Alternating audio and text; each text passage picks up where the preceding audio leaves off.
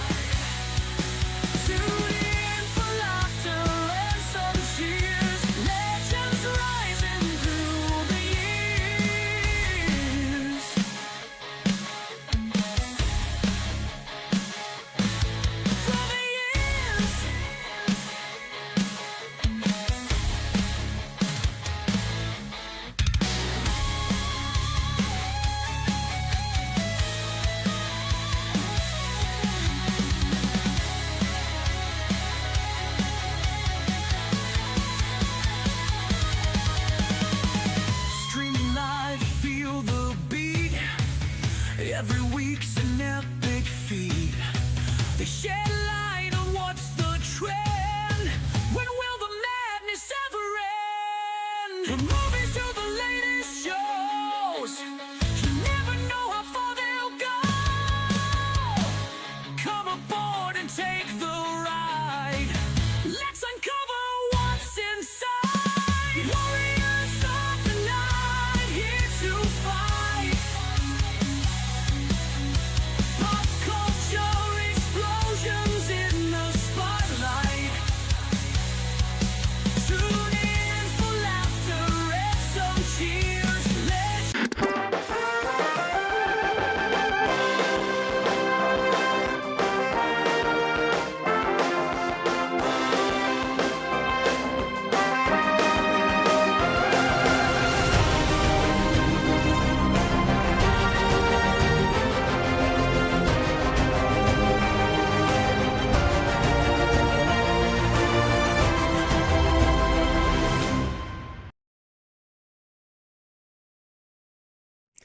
Hey, everybody, welcome.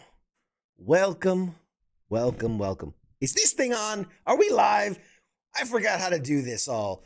Good day, everybody. Good day, mates. How y'all doing? What's up? What is it, July 15th, and this is episode 209 of Pop Culture Warrior, the show where I stay up to date on all the ins and outs of what's happening in pop culture so you don't have to. I am CQ. I am unshaven and a bit pink.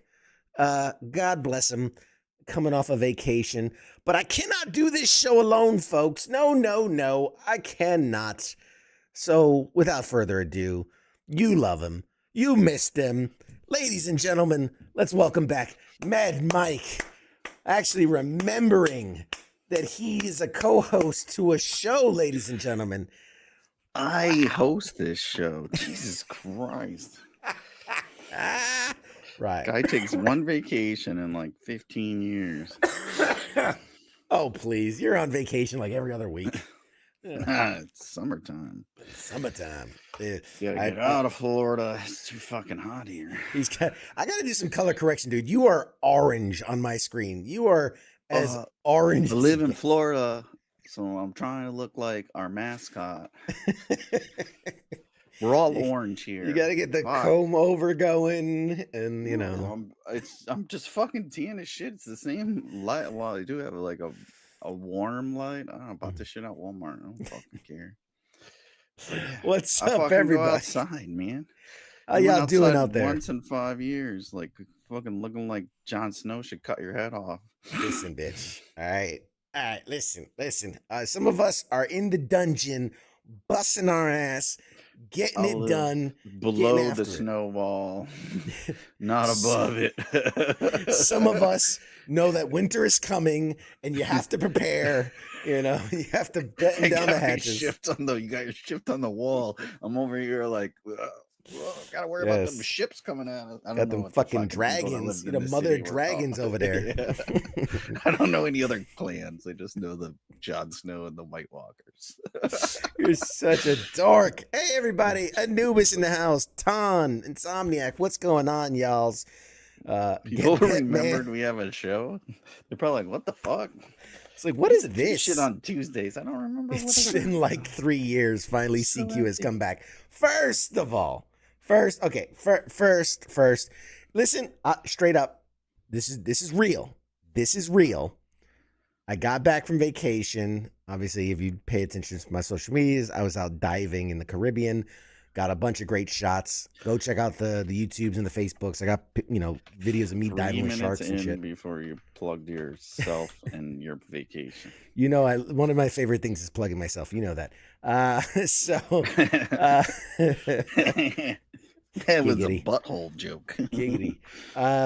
So real talk. I got back from vacation, and I think I picked up a bug on the flight back or in the airport or something. I've had a stomach virus the last 2 days. So if at any point I'm like, Mike, the con is yours, I'm going to exit stage left, and you're going to fill some time, because I have been back and forth to the bathroom a lot over the last 2 days. So hopefully I'm medicated, and hopefully I can keep it all inside of me for the length of this show. So anyway, I know you're in the ocean sea. Oh, that's good, Scott. He says, I know you were in the ocean, CQ, because water levels rose a couple inches. I know. They were worried here in Florida. They're like, God damn, the water's rising. Like, what are we going to do? People lost like 10 feet of their oceanfront property. Yeah. It was a huge deal. It was all over the news. I did a what they call a cannonball into the ocean, and Japan had like a 5.5 earthquake off the shore, and it's a whole thing.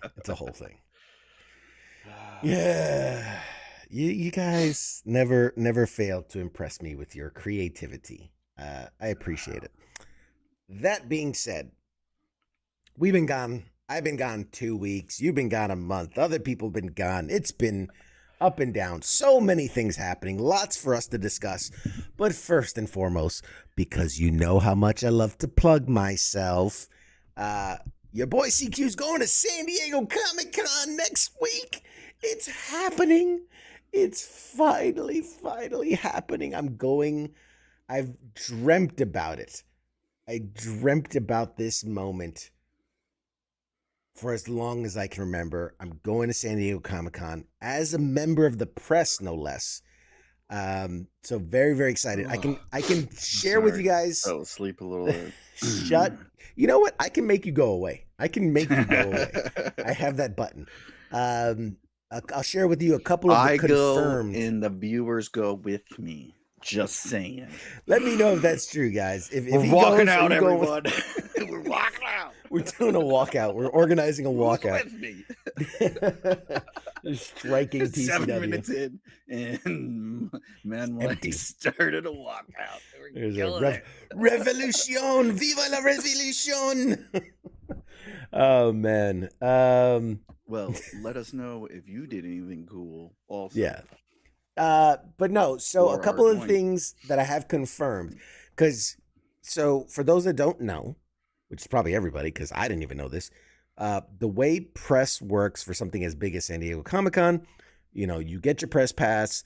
They have a whole dossier on every press member that's going to the event, and you're looped into certain categories. It'll be like, you're a, TV media, your podcast, your whatever, and then what like your genre is, and all these different things. And then that gets blasted out to all the companies and the PR companies that are representing people at Comic-Con. And so that way they can sort, and they go, oh, we want to reach out to news media. We want to reach out to podcasters. We want to reach out to people covering pop culture, whatever. And then they can send you stuff. So I have been going through hundreds of emails for San Diego Comic-Con. Everybody and anybody give that's yourself a concussion there. The fucking microphones. Ow. You're not on vacation anymore. Calm I down. want to go back. Take me back. And so already I've confirmed a bunch of really cool stuff. So there's going to be a lot of really cool activations. And for those, again, that don't know activations, when you go to like a convention or something and there's like a pop-up experience, either there or just slightly adjacent, that's an activation. That's a company that paid to promote their thing.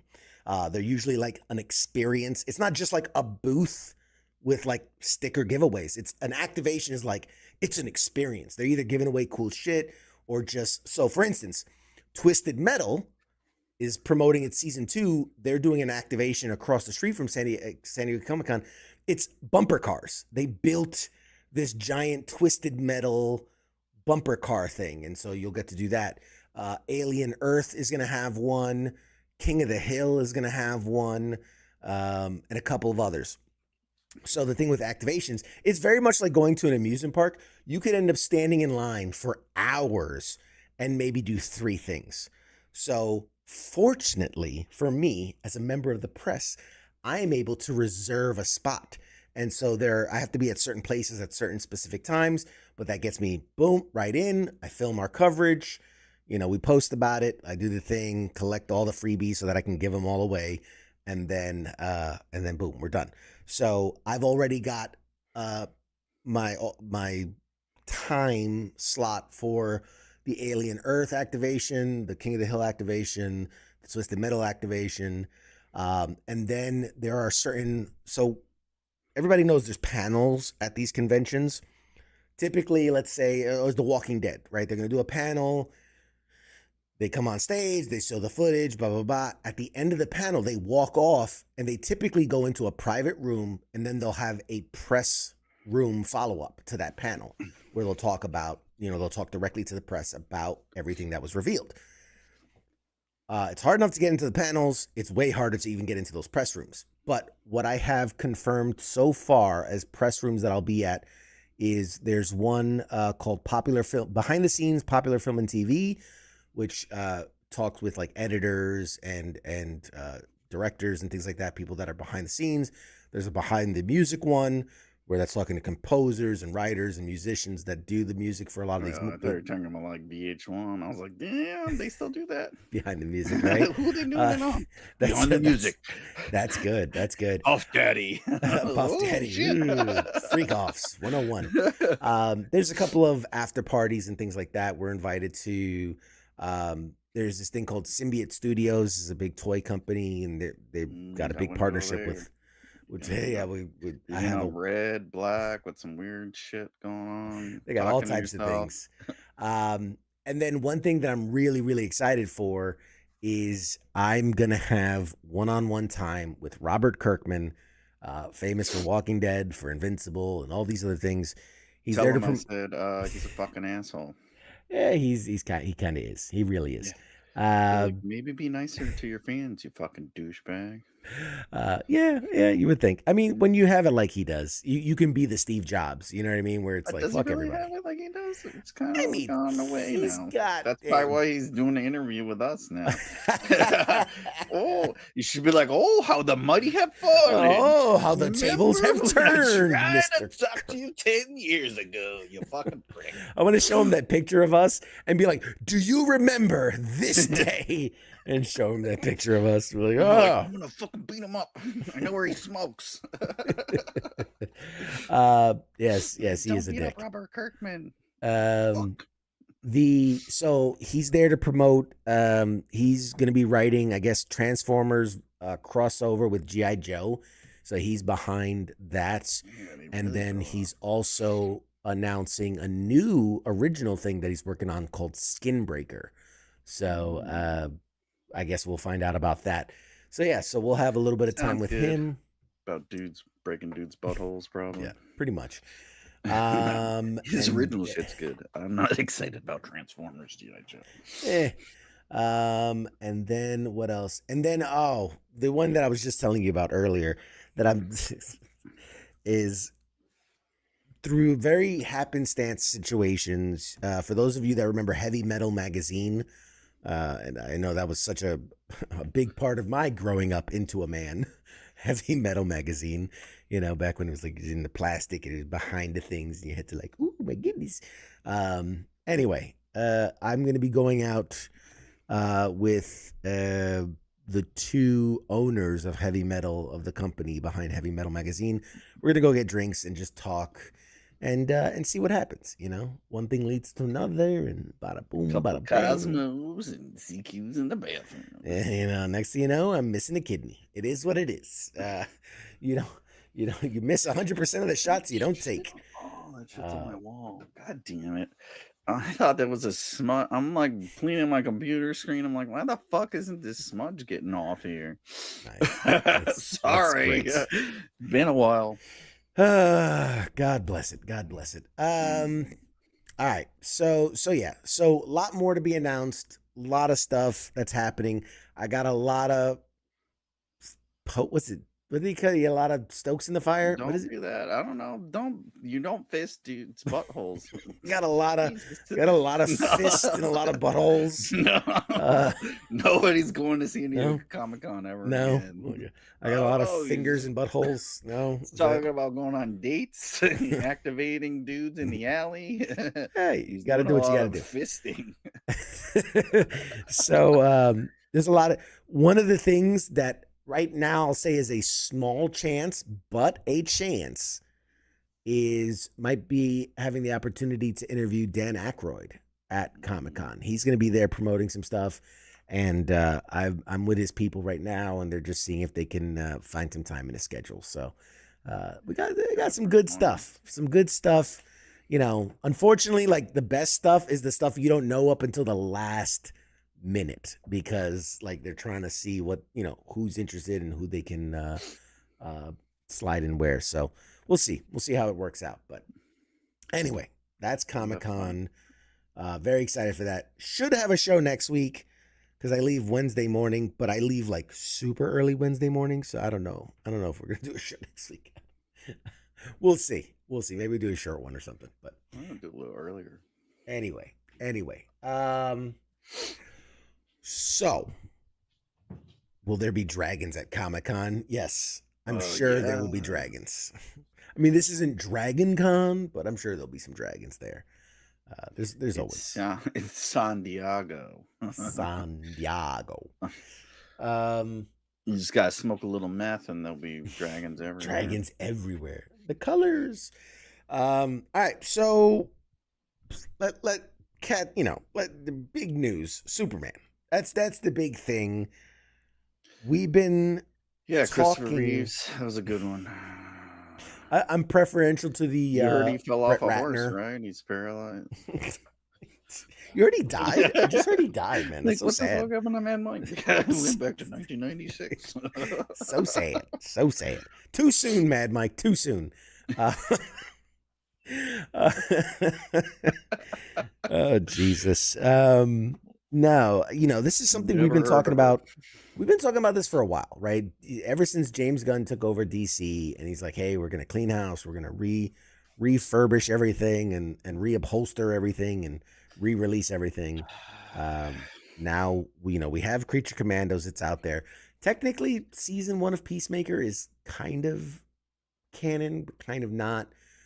Same with Blue Beetle, but this was like the first official, fully fledged, flying the banner of the James Gunn era of DC. And I know you saw it, I saw it. I'm assuming people saw it. Is is the Gunverse over already? Well, we'll find out. If you saw it, let us know what you think in the comments, please. I'd love to hear your opinions. But Mad Mike, I'm going to give the floor to you. Your thoughts on Superman. It was all right. That's Back high to you. praise from Mad Mike. No, it was good. It was good. It kind of had that old school, like, you know, what's it? Who did the Richard Donner? I think he did the original one. Kind of feel to it. It was very like kind of trying to be campy. But I just felt like I was missing a lot. The battles were kind of cheesy. There wasn't like a big villain really well, there was a big villain, but there wasn't like a real like foe, I guess. And then it's like you have these all these extra characters and you're trying to fit them in. And then the dude that played Lex Luthor, it was like he was just trying to be Tom Cruise the whole time. I felt like I was watching Tom Cruise. Like I was like, this is like Tom Cruise, bald Tom Cruise. You're from Tropic Thunder. Yeah, whatever that dude is. So, but it was like I don't know. I just felt like I was missing something. I mean, it was good. It was entertaining. It's probably one of the better DC movies I've seen. I mean, since Batman. I liked the Twilight Which Batman. Oh, the Twilight Batman, really? Oh, you're a fan? That shit was fucking awesome. There was, I'm like 50-50 on it. Like it could have been edited down, like it was way too long, and made me a little. I fell asleep. I liked it. I fell asleep. But when I wake up, it's pretty good. 9 out of 9 nap stars, Z's. I fell asleep for about 25, 30 minutes. I give it 9 out of 10 Z's. But yeah, it just felt like it was like they kind of gloss over the big battles and shit, which is kind of what makes all these movies what they are. And then I don't know, it just was lacking a little. So I have funny. a couple. It had all this normal shit, but go ahead. Yeah, I have a couple thoughts in that. Something I appreciated. Let's talk pros and cons. Something I appreciated is that it was colorful. If you look back at a lot of the last 10 years of superhero movies, a lot of gray, a lot of brown, a lot of dark, a lot of undertone. Snyder, that's what he brought to it. Well, even what's his name? Go back to Civil War. Go back to Nolan started it. Captain America: Civil War. Like I was just rewatching it the other day. I go, wow, everything's so darkly colored. Even like Iron Man suit's red, and it's like this dark crimson red. Like everything is just so much darker than like when we started, and it was all really colorful and really bright. Well, that's how you know it's serious. Yes, it's serious because it's dark colors. Well, Nolan started that. I had to turn the brightness up on my TV when I watched fucking like Dark Knight Returns and shit. It's like, Jesus Christ, everything blends together. It's never this dark. It's in the city. It's bright as fuck. It's like, how is it Is it nighttime? No, it's daytime, man. It's like Gotham City. It's just I just see teeth and the whites of their eyes. Perpetual darkness. Shit. So I do think very colorful, which I think is a positive. It's just a tone, a warmth to the movie. I do think it's very much Gunn style of there is a lot of heart, there is a lot of humor. Sometimes it feels a little inappropriate, like humor in the heart place and heart in the humor place. Like, but that's just kind of his style, which, okay, cool. I think Crypto stole the show. I mean, he was the best parts for a lot of people. And no, dude, the fucking Mr. Terrific. Yeah, the black dude. Mr. Terrific, Guy fucking fucking crushes it, dude. crushed it for early. And I feel bad for people He's that the don't. Drax of the Superman franchise, is what he is. Yes, I feel bad for And I people didn't that realize he don't was in the know. fucking X-Men movie. Yeah, he was fucking what's the guy that Looks completely different. yeah, it was young. I mean, it was like He like 12 years ago. morphing this shit or whatever. Oh man, what was God? He was the I don't know. uh, The article's coming on the socials here soon. no, it's fucking. He's the guy that adapts. Yeah. Fuck. Not Morpheus. It was the other dude. No, it's the name of something that adapts. Yeah. Oh God, this is gonna Whatever. kill me. Anyway, You could see the article when it comes yeah. out. So And there then was Lois that. Lane was perfect casting. I think And then dude, the Darwin. guy that plays the head of the fucking Daily Planet, is that the Oh yeah, place they yeah. work? Yes, Oh, I they love work that at guy. them. He's in a lot of shit. I watch Yeah. I watch Elsbeth. I watch stupid shit. Yeah. And he's in that, but he was He's in like the another only black movie. actor I know. No, he's not. But he always does these small roles, and he fucking killed it. And he was Yeah. did good in that. He was kind of like a Jay Jonah without the Yeah. fucking yelling. Yeah. The He's a world's going to shit, and Jay he's just Jonah. like, "What do you got, Lois?" Dude, and you know what? That's something. Let's pause there because that's something I really need to highlight. And I think James Gunn put such a good thought into this, where right at the opening, and we're not going to spoil too much of the movie, but in the opening, he literally says, you know, metahumans have been around for 3 centuries in some shape or fashion. And then for like, I didn't fucking catch that. yeah, right at the opening, it was it's the text scroll. It's like metahumans have been around for 3 centuries.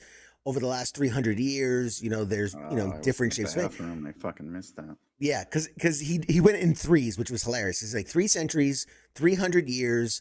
Then he went 3 years ago. You know, Superman started working. 3 hours ago, this happened, and then 3 minutes ago, he got his ass whooped by the hammer of whatever, and that's when he crashes into the snow, and that's when it starts the whole movie. Yeah, I came back right when like Crypto was bringing him to the thing. Yes, that's how it started. So you missed that little text. Somebody didn't give me the proper information, wife of mine. Mrs. Mad Mike. So my thing is that it's such a small thing, and you would think, oh, that doesn't really play into the movie at all, but it kind of does, and here's why. How many scenes in that movie where action, and like someone's taking a selfie or someone's recording, you're like, dude, a real person would be running from this giant kaiju, and the realization is they're used to this shit. This happens like that's why the one scene where he's like sitting and they're fighting the fucking thing in the background, he's like, yeah, they got it. You know, like, yeah, and that's so good. The Justice Gang. That's so good. I love this this well, thought. And his girlfriend is constantly doing it, and I didn't understand that. I was like, why is she doing just spoiled? But you know, so it's such a subtle thing to realize that like even their evacuation is so orderly. They're like, evacuate the city. Everybody's like, all right, we're gonna go down, and they're just walking across the bridge. Like they're so used to this. This is just the way it is. And it made me think, this is a random thought, but it made me think of how 9/11 changed like the way we go through airports, right? You know, it's normal to now take off your shoes and take out your iPad and put. Pre 9/11, you would have never done anything like that. And so it made me realize, yeah, like they've been dealing with this for hundreds of years. So like they build their cities knowing that any moment a goddamn monster could come out and portal from another planet and all this stuff. They don't build it like that. It's just they pay out their asshole for insurance. Yeah, the city covers has like a built-in insurance thing. But anyway, so I appreciate the you know, the fourth thought to say superheroes have been around. There's a blink and you'll miss it scene. Well, not a scene, but a thing in the background when they're at the future Hall of Justice, right? There's a mural in the background, and the mural has Golden Age heroes. So you see Jay Garrick's Flash, you see like Wildcat on the mural. So it shows that there have been heroes for a long time, and that it's great to be able to say like, oh, we can look back at that or look into the future with that, whatever. So I do like the world building for me, in this Superman movie, it was going to hinge on one thing. And we've talked about it on this show many times. The bulge. The bulge. It has to be. No. Are there nipples on the suit? Okay, that's the bulge one and nipples is all I need. It's all that matters. The reason Marvel was so good early on is because they made really good self-contained stories with little breadcrumbs that connected to other things. Where the downfall started is when the movies basically became commercials for other movies. Right. And that's when it really started hurting the product. That was, for me, it was like, we know this is the launching point for this universe. We knew there was going to be all these side characters and things. So my question was, is it a good self-contained story, or is this just a massive, marketing, gimmick for all the other things that are coming? We already know Peacemaker season 2 is coming. We know Green Lanterns, the series is coming. We know Supergirl's coming.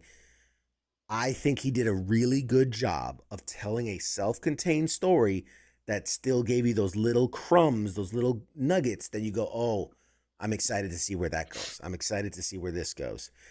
We know we're going to see the Justice Gang in Peacemaker season 2, as well as Rick Flag, which Rick Flag crosses over from Creature Commandos into Superman into Peacemaker. We know we're going to see Supergirl and Supergirl Woman of Tomorrow, which I think they changed the title again. We're going to get Lobo in that. So there's lots to look forward to in that universe. Now, as for the bad, I do feel the first half of the movie dragged a bit. Second half is great, really good action.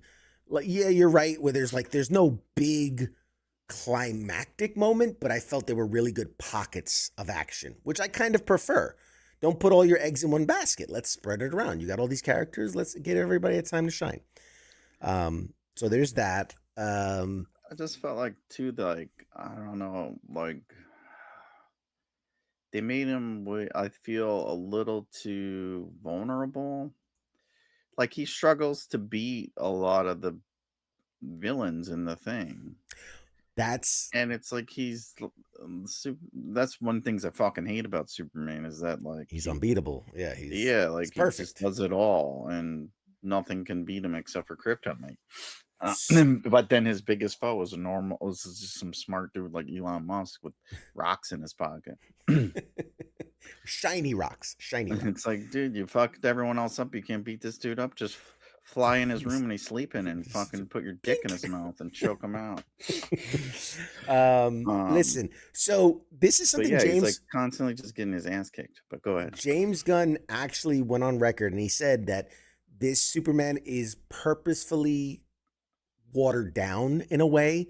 He's not as indestructibly perfect. When he fights the hammer of whatever Bulgaria or whatever the fuck its name is, he bleeds. And that's just from getting punched by a super strong machine. So, because in comics lore, nothing would make him bleed unless it was magic or kryptonite involved. His skin's impervious. So he did purposely say, I wanted to bring his power level down so that you felt more of, not necessarily he's in danger because it's a Superman movie. You're not going to kill Superman, but you just wanted to feel it was more of a fair fight. And like you said, that's the biggest thing I hate about Superman. It's like you have to really write around his powers because he can just do anything at any time. Well, and that's how they got all the clones, like Superboy and all them. And it's like, oh, that one time when I shoved kryptonite in his butthole, I was able to get it. At least here, you believe it more because he's constantly getting fucked up and bleeding and shit or whatever. But yeah, exactly. And to their credit, my other big pet peeve when it comes to Superman is the inconsistency of it, which is in one, if he sniffs the dust of a kryptonite, he's paralyzed. In the other one, he'll get shot through the heart with a kryptonite bullet, but Batman's like, I got you. And he just pulls it out and he heals. It's where are we at with this? in this one, it really felt like when that kryptonite comes involved, like he is paralyzed and it takes him a while to recover, even when it's gone, which is the way it should be, right? Yeah. He looked Um, like you on the beach of Turks and Caicos when that kryptonite came out. I was like, God damn. Oh shit, it's EQ. He made it in this cameo. movie. Yeah. He's like all fucking bubbly. It was crazy. So, so that's what for me, it ran a bit long. I definitely It think it was could have only been like an trimmed. hour and a half. That was like the Dude, shortest one ever. It was like no. 2 hours. Over 2 hours, man. I'm gonna That was no. one of the things. They were like, it's short for a superhero movie. Nope. It was over 2 hours, 9 minutes. That's not Yeah. counting credits. That's not counting pre-roll. That's not. It's actual film time. Is 2 hours Which and is 9 minutes, short. Every which is fucking long. 3 hours.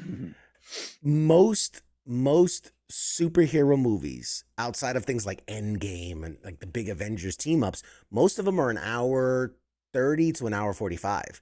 So No fucking way. I'm Dude, telling you, every superhero movie is fucking 2.5 to 3 hours. Fantastic Four is Justice going to be League, 155. fucking Man of Steel was like 2.5 hours. Takes me a week to finish Man of Steel. That shit should have been edited way the fuck down. Oh man! All right, now you get let's see, That's what they were superhero saying. It was in all this runtime. shit. Look at our Facebook. They were like, "Oh, it's so short for a superhero movie." Let's see, movie hero movies sorted by runtime. Holy shit! I don't know what Yeah. Commando Cody is, but it's 6 hours long. The fuck? Nobody It's ever from like even heard of it. 1953.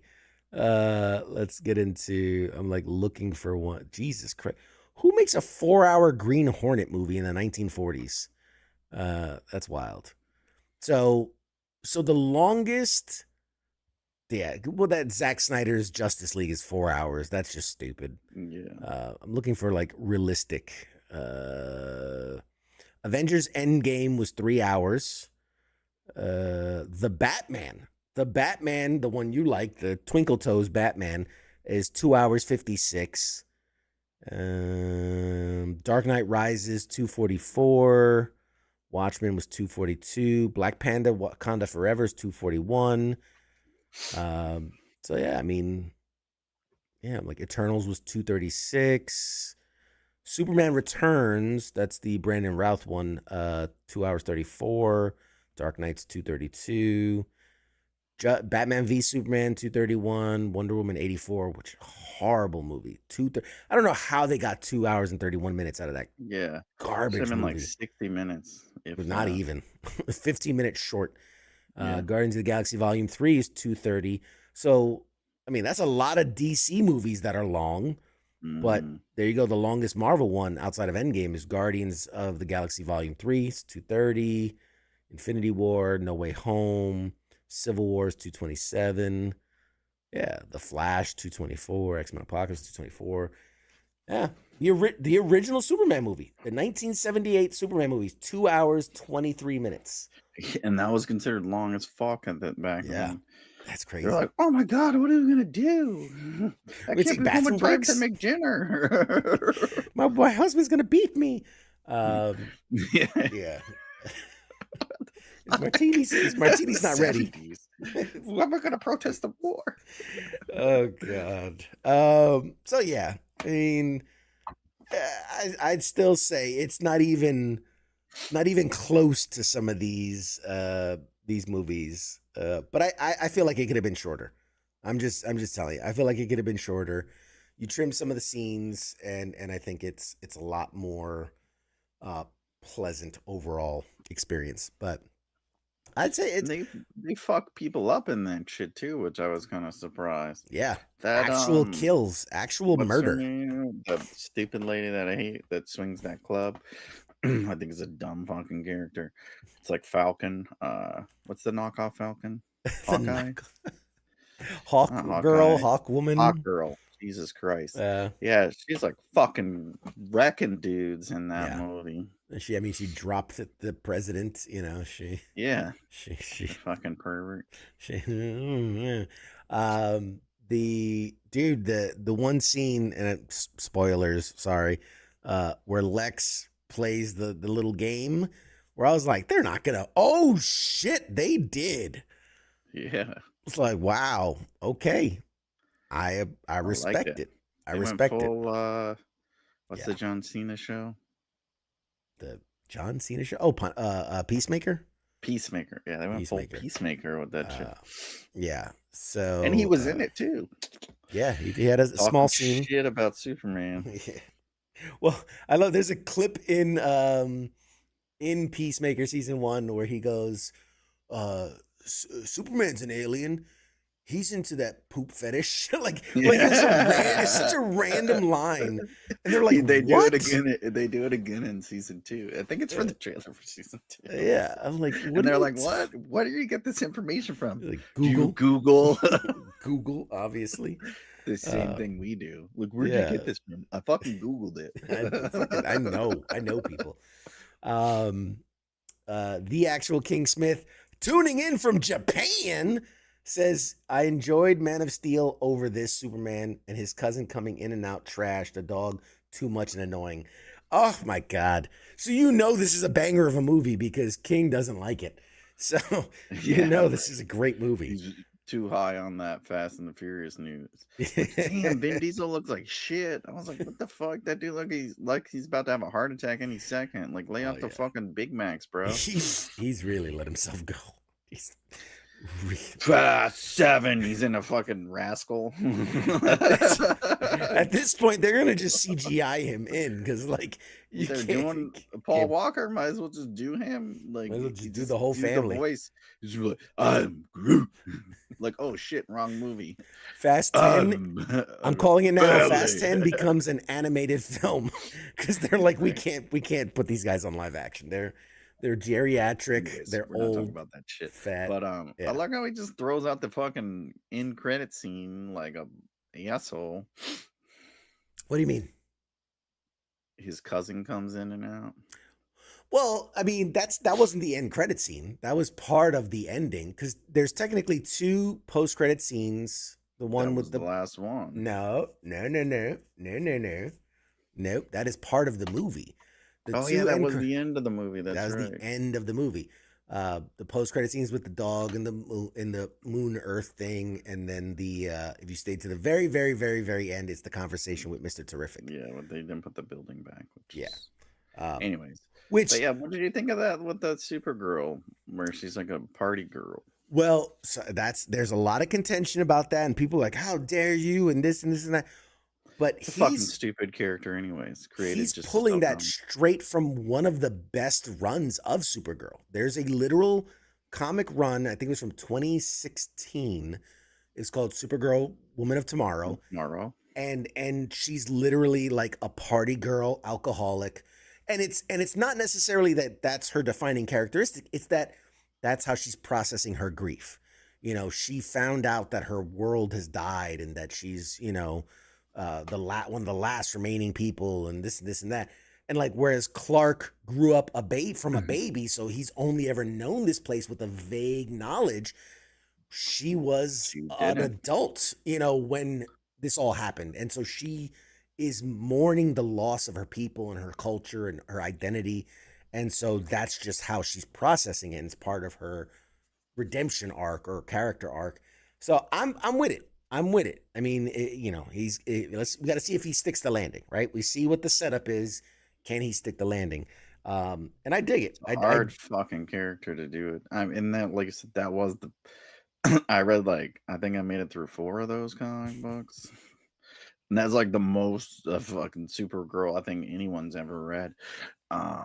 Like I said, it's just a bullshit character they created just to sell more comics, just like Spider Woman and you gotta flip. But here's the thing: any tentpole character, you have to race swap and you have to gender swap at least once. Doesn't matter. Name any of them: Batwoman, Kid Flash. There was a black Kid Flash. There was a girl, Jesse Quick. Aqualad, was black. I mean, like every major tempo character has to have a gender swap version and a race swap version. I'm still waiting for Tranny Wolverine. I'll fucking write it. I'm fucking writing it. X-23. Shit. He's got titties X-23 like, was the female call me version. ma'am. Call me X-23 was ma'am. the female version, and then if you're into the Ultimate comic books, Wolverine had a blonde son, so you had to get a little bit of the blonde kid in there and representation, man. It's a tough pull. Like, that's your second movie is Super fucking Girl. Like, That I think he's leaning a lot on Lobo, but I fucking hate the guy that plays Lobo. Oh, I Jason think he Momoa? acts the same way in every fucking movie. Jason Momoa as Jason Momoa. He's like, hey guys, I'm Lobo. I'm I also talk Hawaiian, to fish. Samoan Hawaiian Lobo, from the Yeah, planet like- Samoa.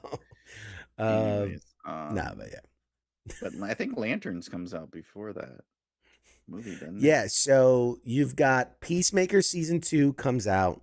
Following that, it'll be the Lantern series. Following that, it'll be Supergirl. And I think they said the plan for the DC universe is that there's going to be like 2 live action things and 1 animated thing every year. And they didn't specify like 2 live action movies. So I'm assuming they mean like 1 movie, 1 series, or 2 movies, or 2 series, and 1 animated product, but all tying into the same DCU continuity. So that's not counting for like the Batman, the Penguin series, all these other things that also exist. By the way, Lanterns, I think will be good. Fucking Nathan Fillion, I love that guy. he plays such a good Crushed it. douche. Such a good douche. He's just like me if I wasn't. If it couldn't be you, it had to be him. You know what I mean? Yeah. I could see you with a bowl cut. I could totally see you with an It was orange beautiful. bowl cut. We went with my mother-in-law. She's like, "What was with his hair?" I was like, "That's the best fucking haircut ever." It's from the fucking comic book when you were born. Like, Jesus Christ. You should be like, I remember that haircut from my youth. Yeah. It's like that's what makes the character. It was fucking awesome. But he did like I think Lanterns will be good. Can only get better. Than, Yeah. What Van Wilder did. I mean, yeah, like that's my thing is like there's a part of me that went like, these are the people you chose to surround Superman for his first outing, right? Guy Gardner and Hawkgirl and Mr. But then it kind of, the thought occurred to me that like, let's set the pole low. Let's set the bar low, and we're gonna build off that. And I'm like, okay, I see what you're doing. I'm interested. Because so if you do it the other way around, we had that like and it's like you can't just start off with okay, here's Superman and then fucking Justice League. Yeah. Because it's like all these people are supposedly the best of the best, like, yeah. and you don't have the Avengers. Like, you're not fucking Marvel. Yeah. Most of the characters DC has, they fucking ripped off of fucking Stanley. And it goes both ways. They're B-movie backup characters is what they are.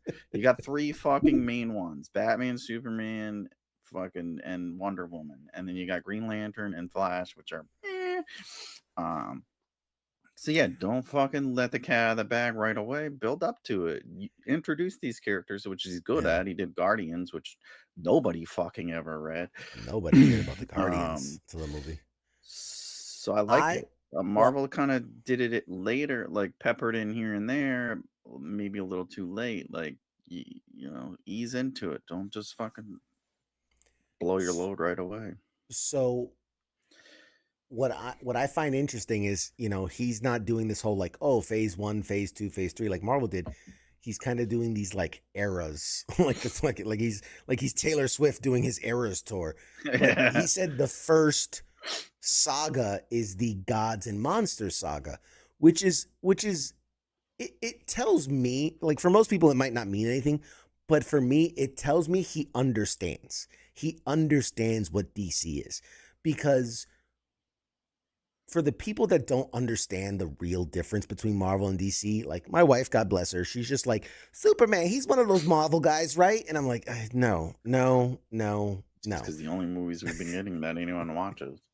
So the thing is, the big difference that most people don't understand is that Marvel is based on reality, and it's always been a juxtaposition, an analogy, right? The X-Men were about people that were different, right? And different, it's a commentary on segregation and all these different things. And but they were all more or less regular people with, you know, Extraordinary circumstances or yeah, extraordinary and they events had happen. faults. They're Yeah. you know, they might not be human but they had faults. They had wishes and aspirations. And DC is always, they're gods. Everyone other than like Batman, which Batman is as close to a human god as you can get. But everyone is this immortal being, this godlike creature or a monster. That's kind of DC's trope, is everything is either god or monster. And so you know, the fact that he calls his first kind of collection of stuff, gods and monsters, really let me know, like, oh, he gets it. He understands what he's working with, and has to make it shine. So, I'm excited. I'm cautiously optimistic. I really thought that Superman was going to determine the overall like out the gate, right? How successful we're going to be, and I think they did a good job. I think they overall, you know, as a movie, I give it an 8. It's a solid, above average viewing experience, and I think it leaves a lot to grow and learn from. So I'm with it. I'm with it. Did great. Yeah. Did you see that Rotten Tomatoes poll, like where they polled all the Supermans? What'd you think of that? Oh. I As think I far just as, posted it like an hour. Well, I sent it in our group, but I just posted on our shit like an hour ago. So, I mean, it wasn't really polled so much as they pulled like the Rotten Tomato scores. Rotten Tomato scores, yeah. Which, you know, it is what it is. And Anubis wants to know, why are we not streaming to the Facebook page? We should be. If we're not, then something's fucking broken, and it is what it is. I mean, I've been gone so long, I'm not surprised something's not working great. So, Did you not change it to our page, maybe? Maybe. I don't know. Can't fix it now. Yeah. Go to the other page, W.T.F. Look for us anywhere else. I mean, I know we're live on YouTube. But they had Superman, so the first one at 86, right? You're right. Superman 2, these are the Christopher Reeves ones. Superman 2 at 88. And then the next one was this one at 85. Which I'm like, I liked Superman 1. I don't know if it was an 86. I definitely don't know if Superman 2 was an 88. Like, holy fuck. But then they had 3 at a 31%, which that's I didn't even remember Superman 3, honestly. It's bad. It's really bad. And I didn't realize there was a 4. Yeah. Superman 4, isn't that what fucking what's his name is in it? Richard Pryor. Richard Pryor is in Superman 4, I think. Oh, that's right. It's like Superman. Oh, Superman. But the one that got me was fucking Superman Returns at a 72%. Like, I like Superman Returns. I watched that like in the theater with 3D. It was fucking bad. And no one even acknowledges it. Everyone's like, I disagree. I think no one even remembers Brandon Routh as fucking Superman. Like he's like in Comic Cons, like doing them like in your basement and shit. Like, hey guys, remember me? I'm Superman. I'm surprised he hasn't been on PCW before. Right? Yeah. No, listen. And then they had Man of Steel at 57. I thought Man of Steel was way fucking better than Superman Returns. I disagree. Because here's the thing. The rest of the ones I agree with. I just thought Superman Returns, you know, for what it is a continuation of the Christopher Reeves movies. It is. And so if you look at it through that lens, that this is a continuation of the very campy Superman movie, it's right in line with those. And I think it's for that. Because I watched it in 3D when it was like first coming out. Oh, yeah. This was not fucking worth it. Maybe that's because I was like, this is not fucking worth it. I'll watch it. Go back and watch it again. It's and here's why. But then Justice League 71%. Like, who the fuck? This is like the shit. Zack It's like Snyder's watching Justice Family League. Feud or what? Like, where the fuck? Who the fuck did you poll? But here's the thing. Notice that Justice League is twice because it's Justice League 39, Zack Yeah, and then here's Snyder's Justice League 71, which is the It's like, 4-hour what? cut. Yeah, it's like, who the fuck watched that? Like, get the fuck out of here. But here's the thing: you got to give that 71. You have to cut it in half because it's 4 hours long. So Yeah, the it's like, no one watched aggregate, that whole thing. It's the just all aggregate's a people, like 40. staring at each other, and it's all like Way too much. darker. The reason I think Man of Steel pulled so low is because he got so far from what the Man of Steel is. You know, True. in like, don't get me wrong, Henry Cavill killed it with his physical appearance and his acting, and he made the most with what. But you know, letting Pa Kent die when he could have easily saved him, killing Zod when Superman does not kill, no matter what, the defining characteristic of him. You know, like he broke so many rules of what Superman is supposed to be, and people didn't like it. And that's why it No, ranks I so thought it was a nice different take. The things I didn't like were like he made it really dark, which very dark. kind of annoying. It's like, dude, I want to see the movie. Like, I'm not And like, all what the the fuck is that? Is that a person or is that a bush? all the Like, action is Jesus Christ. blurry, and you can't tell what's happening. You can't tell who's Yeah. throwing what punch. Like it's all just mishmash of And CGI you can't against see each who's other. fighting who, and it's like Yeah. weird angles. It's like, what the fuck are you doing, dude? We need to see what's going on. Like, I'm Yeah. not fucking there. Like, wasn't live in Metropolis, and I remember this shit. Like, fuck. All right, but Oh. it was, and then how he did the stuff, like the fucking like the ships and the the little droids, and they're all Yeah. like weird egg-shaped things. The ships blasting off are all dicks. I'm like, God damn, what do you do? Work with Bezos on this fucking thing? Like, all right, like, yeah, we joke about dicks, but you don't need to make everything like dick shaped. Yeah. Everything was That's kind dicks of and threw eggs. everything off. That's one of the things I liked about this one was with the robots, and Yeah. they were funny too. Like, oh, call me Gary. Okay, Gary. I just want a name like Gary.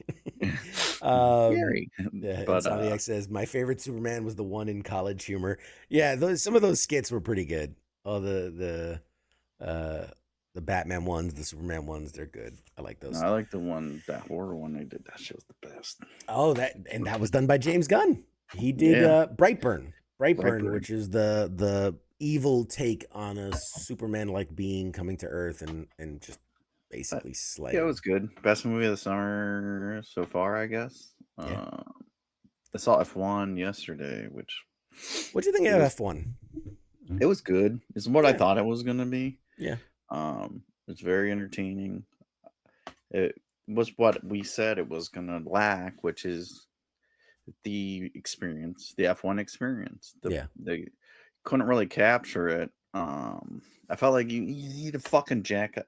Like, they had a lot of the sound and stuff, but it's like you need to jack up the sound. Like, make that shit as loud as fuck as you can, so that way any theater it plays in, because it's fucking loud. When you go there, it's fucking loud. Yeah. And it was low. The camera angles they used like didn't show, like it wasn't good to show like how they were really going fast. It was a lot of like, Mm-hmm. and it's like, you're not really going fast. It felt like it was just like F1 meets Days of Thunder, kind of like. Kind of, yeah. It definitely had like a NASCAR feel to it versus what an F1 feel. I've seen clips of F1 and you're like, God damn. You could get the app, which I have, and you could see them in the car, and it's like, just do that. Like, they literally drove around the fucking track. Like, they filmed it when I was watching that season, and they were showing them like, okay, there's a break or after the race, and then they showed them ripping it around in those cars. Like, they really fucking filmed that shit in the track. So it's like, just fucking film it the same way F1 does. God damn it. I will say, I agree everything you said. I did see it, thanks to our good friend King Smith. I did see it in 4DX. And I will say, I honestly can't say if that made the experience better or worse. Because that shit, it's not like, oh, it's like bam, bam, bam, bam. Like it throws you around, Yeah, so I don't like water, that because smoke. usually it's not timed right, like the Disney rides and shit. It's like, do I Yeah. really need to like, if I'm in a car, like my back's not gonna be breaking when you're slowly, I'm not like wham wham, fuck, my It's, neck's hurt. Like it's it fucks me up. That's why I don't go to those or the shit yeah. moves or whatever. I that was my first experience, and I was like, I could see this working for like a Top Gun movie where you're like, ooh, and bank and bank. But in that one, it was so jerky because the movie. There are certain cuts where it's like left turn, right turn, so the thing's going wham, wham, wham, and it's just slamming you back Yeah. and forth. And I'm like, I Probably had like liked it more because you had a popcorn and concussion. shit. I was like, throwing popcorn You got a everywhere. concussion. I got a straw on my fucking eyeball. I was like, My God pants are all damn. wet. But it was interesting. It was interesting to have the water effects, thrown at you, and there What was the fuck do they smoke. do with water? Well, it's like there's the raining When he was scenes. banging that lady? Oh shit! About to have Brad Pitt juice in my It's so thick. eye. Why is it so thick? So accurate. We literally milked him for this. really, really.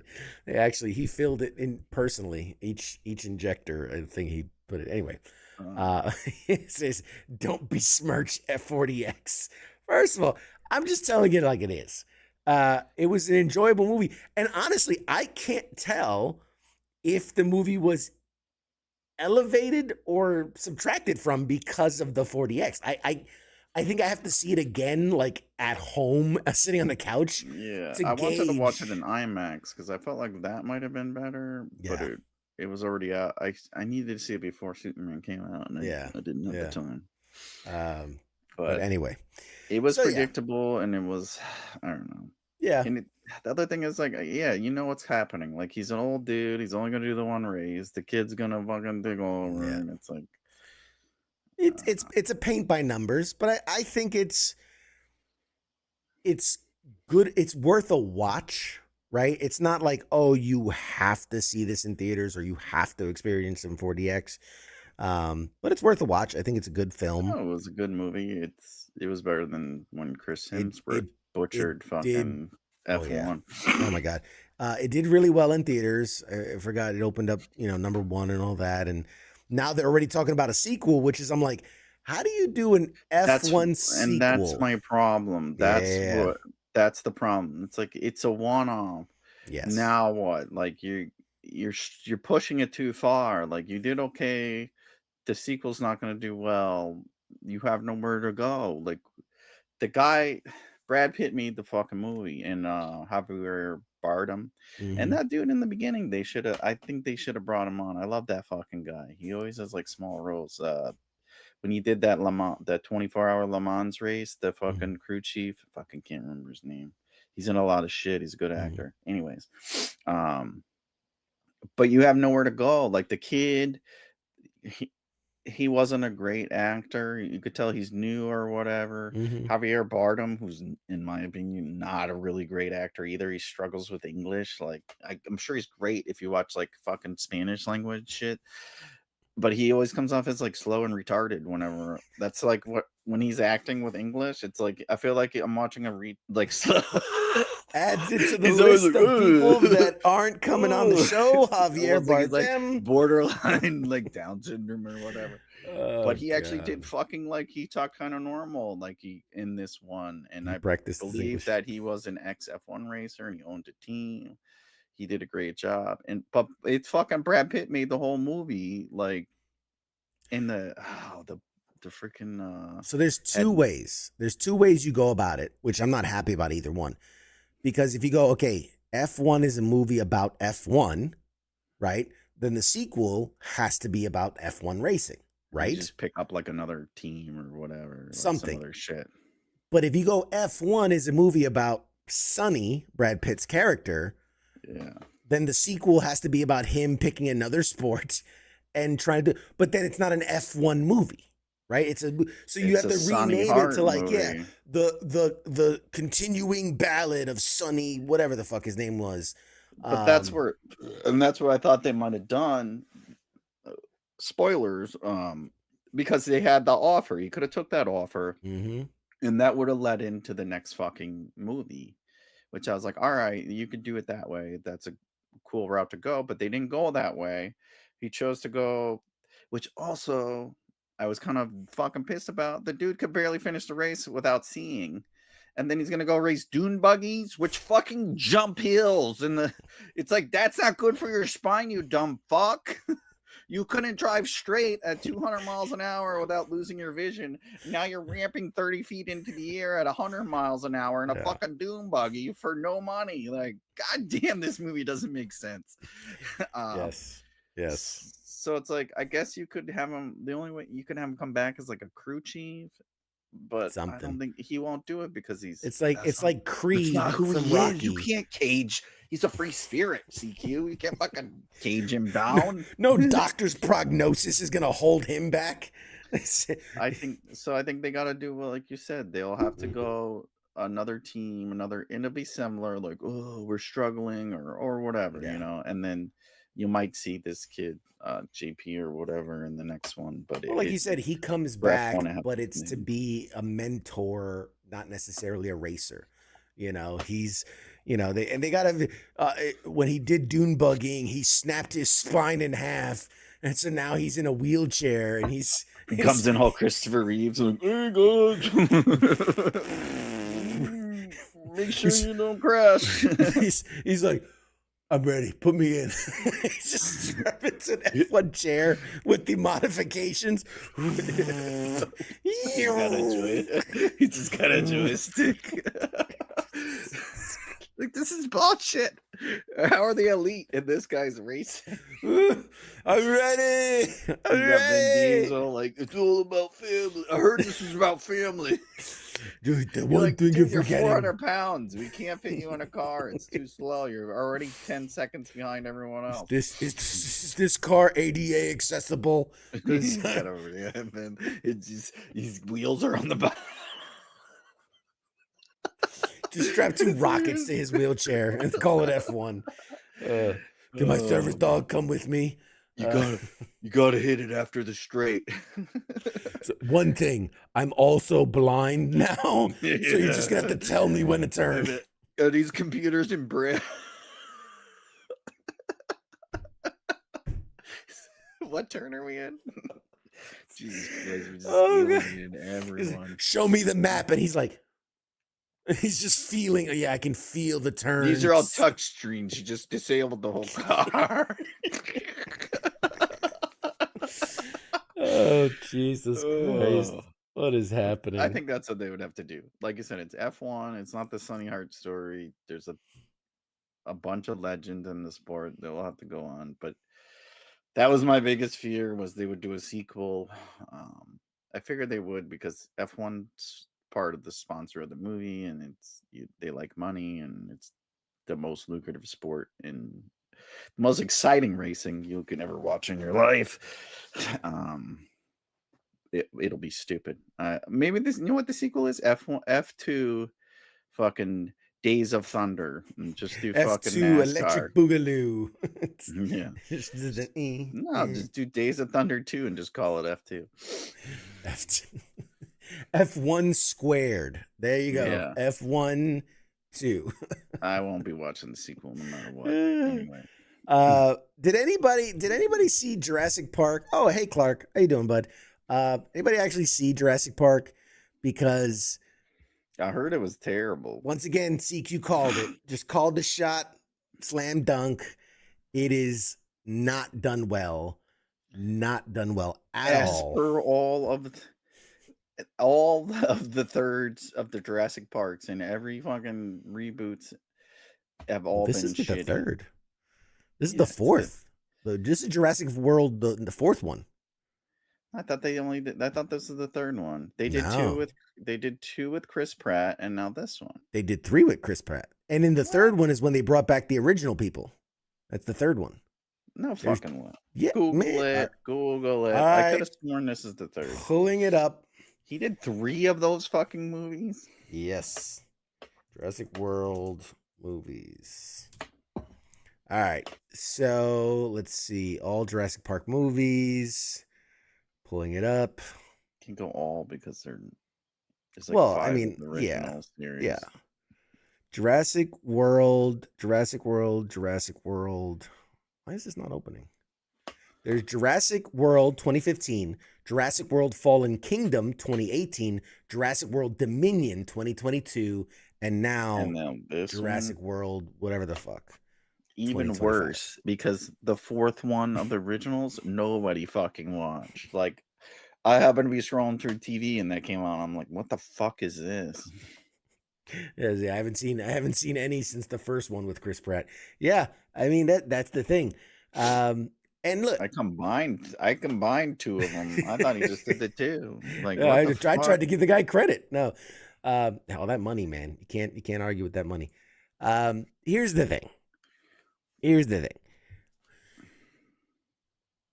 No knock against Scarlett Johansson. I think she's a great actress, but Did you watch it, by the way? no, Oh, okay. not at all. Oh, you watch a lot of shit, so I don't want to make sure.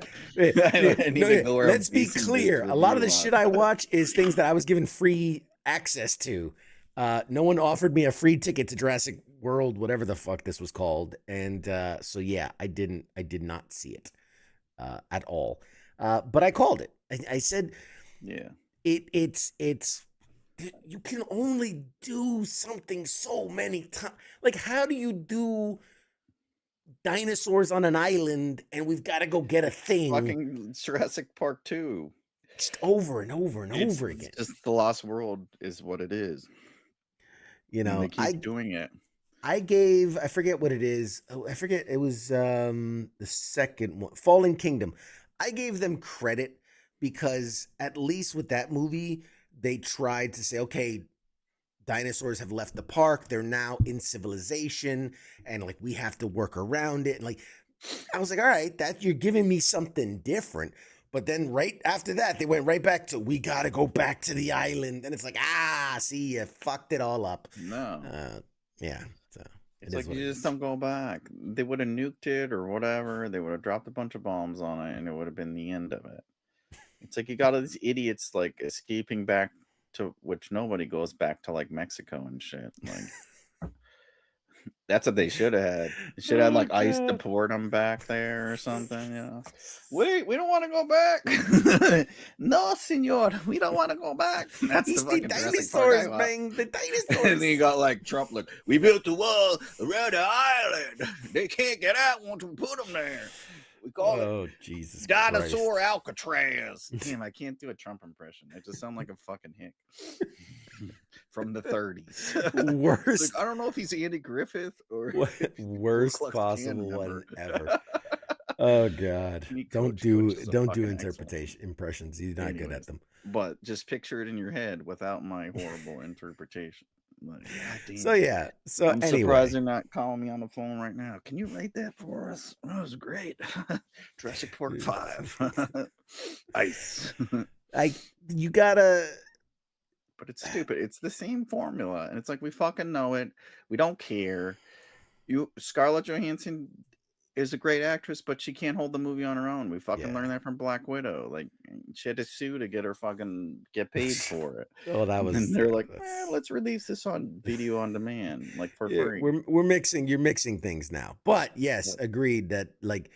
But they had no supporting characters. Like, it's the same plot. We know what's gonna happen.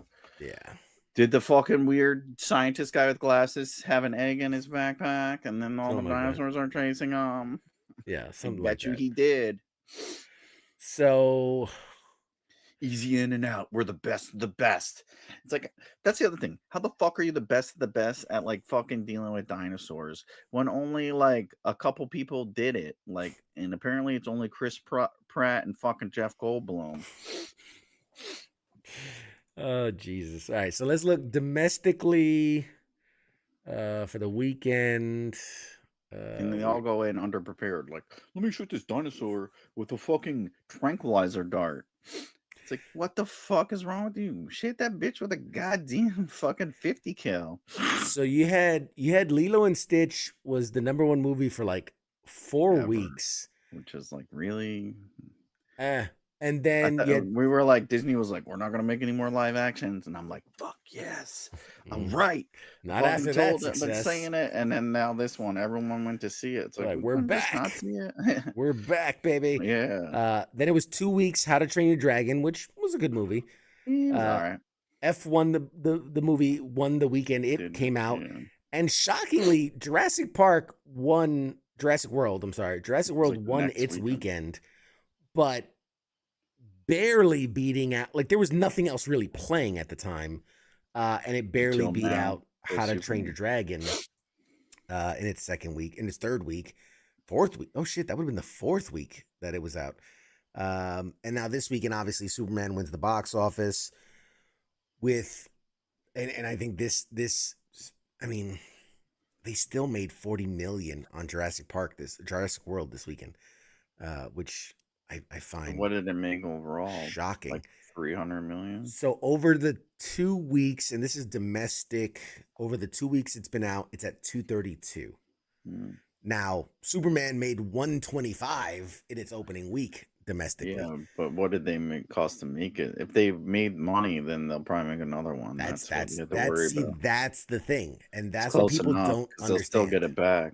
That's what people don't understand. Is like, if they can make a profit, that's all that they care about. They don't care. Yeah. Like, movie studios don't care about how you rate the movie.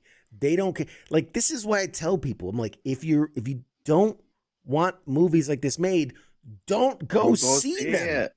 Wait till it comes out on streaming. Like, I I fucking saw say it all the time. and then I badmouth it, and I gave it a low review, and all. Like, they don't give a shit. Don't give a fuck. They got your money. That's all they look at. What's the profit and what do we spend on it? Okay.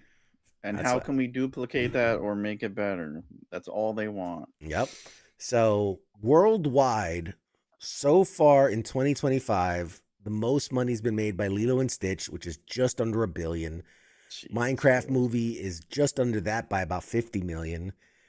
Then Mission Impossible, like half. Like, that's the crazy. It's such a drop off. It's like $995, $955. Then it goes to Mission Impossible at $584 worldwide. Which is spent like $300 making. Yeah, and they made a profit, but barely. They're like, we don't know why we're not making money on this. Nobody wants to see it. It's like, because nobody gives a fuck anymore. It's the same shit. See a 75-year-old running across a bridge. Yeah, it's just him, and he runs fucking stupid. Like, nobody fucking runs like this.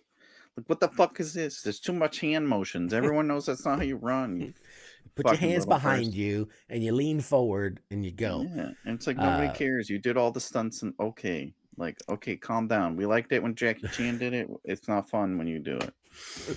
So, surprisingly, Jurassic Park, with its strong, quote-unquote, opening at 537 worldwide, puts it as the 6th most profitable movie of the year. God damn it. On week 1.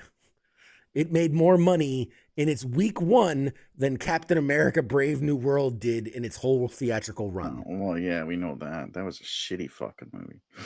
I thought Thunderbolts was good, and it did less money than Captain America. I think it's because Captain America was the lead-in. Yep.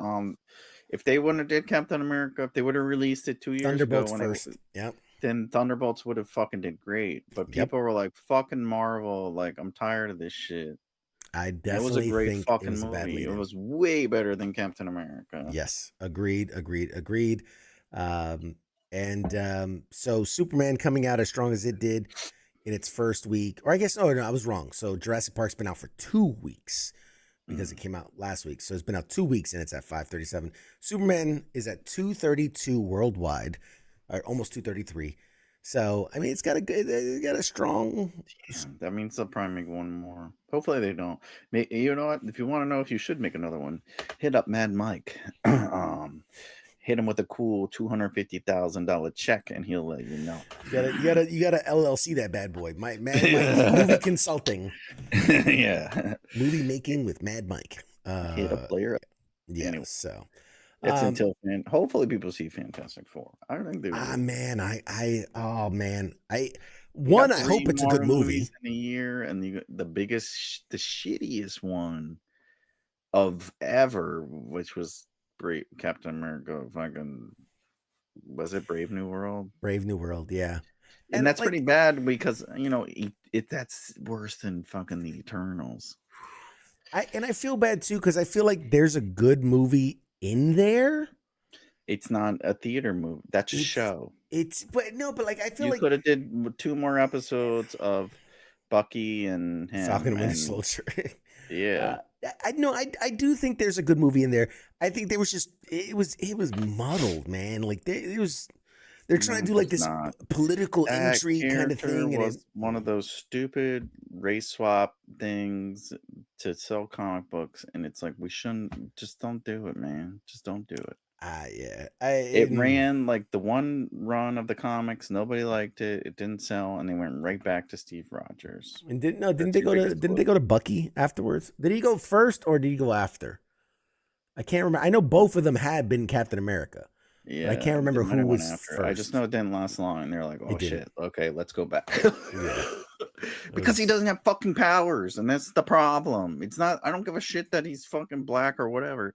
He has no fucking powers. He's a human dude. You cannot compete against all these fucking supervillains with no powers. Red Okay, Hulk. Hawkeye.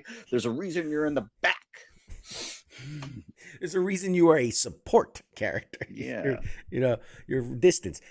He fought Red Hulk for God's sakes. The non-powered With no power. It's like, goddamn, do Captain you see America. what happens to a regular civilian when Hulk's just running around town? It's like they're just flying left and right. It's like people jumping out of fucking the towers at 9/11. You know, fucking. And then all of a sudden, this guy can take a punch just because he's holding a shield. I'm sorry.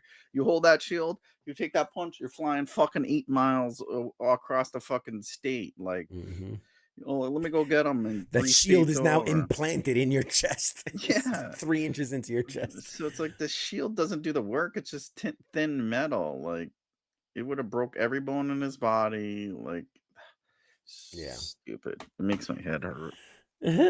So Why didn't Kevin Feige say nothing? Did he not read these comic books? let us know in the chats. To bring it all around, are you intending to see Fantastic Four? Because I'm curious, like, are people like I'm gonna go see it? I know that. But are people gonna see it, or are people gonna wait and see what the reviews are and then maybe go see it, or are people gonna just not see it no matter what? Well, it's already selling out because I was looking like trying to pre-buy them because it like sells out around here, and like you have to start getting into the later showings. So at least around me, people are they're gonna see it. They're booking. I mean, they're pre-buying the tickets. So that's what I go off of. I'm gonna see it because it's like officially the restart of Marvel, and what's to come. Yeah, I'm excited for it. I think just based on everything we've seen, it looks good. I like the casting, even though Pedro Pascal seems to be in everything nowadays. Yeah, I didn't think we needed him as Reed Richards, but then again, it's like I never really liked Fantastic Four to begin with. Yeah. I think they're the lamest of all the Marvel characters. So I would say of the 4, I do feel like Pedro Pascal is the most unfit for the character. Now, I'm a huge Pascal stan. I love him both as a person and as an actor. Great. I just don't. It was a grab to get people. Yeah, it was a name because they always need a name to bring people in, and he's hot right now. But it's like people were coming in their pants when the guy from The Office was talking about being yeah. It's like I felt they could have got him, like, or anyone else. He's in everything. He's in all of the things now. And he also, I mean, he's a great dude. He's cool. He's just living his best life. He's having success late in life, but he also acts the same way in every fucking movie. Yeah. And I don't see him as that smart. That's the problem. Reed Richards is like incredibly intelligent. So smart. And in the comics, it's Reed Richards, Dr. Doom are like the 2 smartest fucking people in the whole shits ever. You know what? And this is something that bothers me. Let's touch on this for a second, because there is such a. We've talked about this before. My big thing is consistency. And I feel like the term smartest person in comics, it gets thrown around so much because it's like, is it Iron Man? Is it Doctor Doom? Is it Reed Richards? Is it Riri Williams? Is it like every person is the smartest person At in that time, like when and you're it's trying like, to sell that comic, that yeah. storyline. And I'm like, how many smartest persons in the world are there? And of all of them, I'll give it to Reed Richards in that he's a fucking scientist. He's And the only one that's a scientist. yes, he's like the only scientist in the group.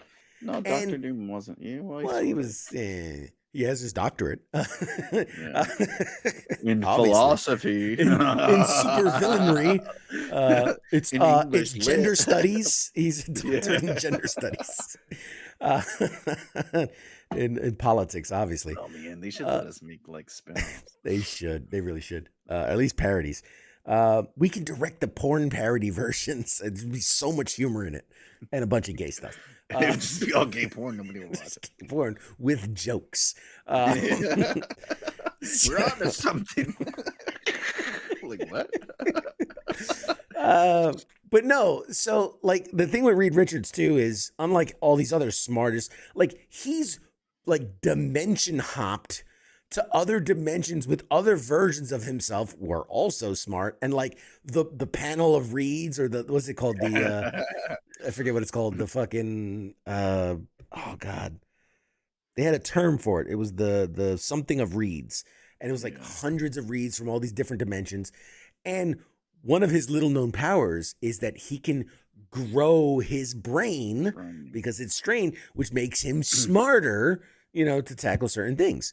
So I mean, I'll give it to him that he's supposed to be the smartest person in say Riri Williams, God bless her, super smart. I liked Ironheart, by the way. I liked Ironheart. I enjoyed it mostly. I forgot it was out. I didn't. Yeah.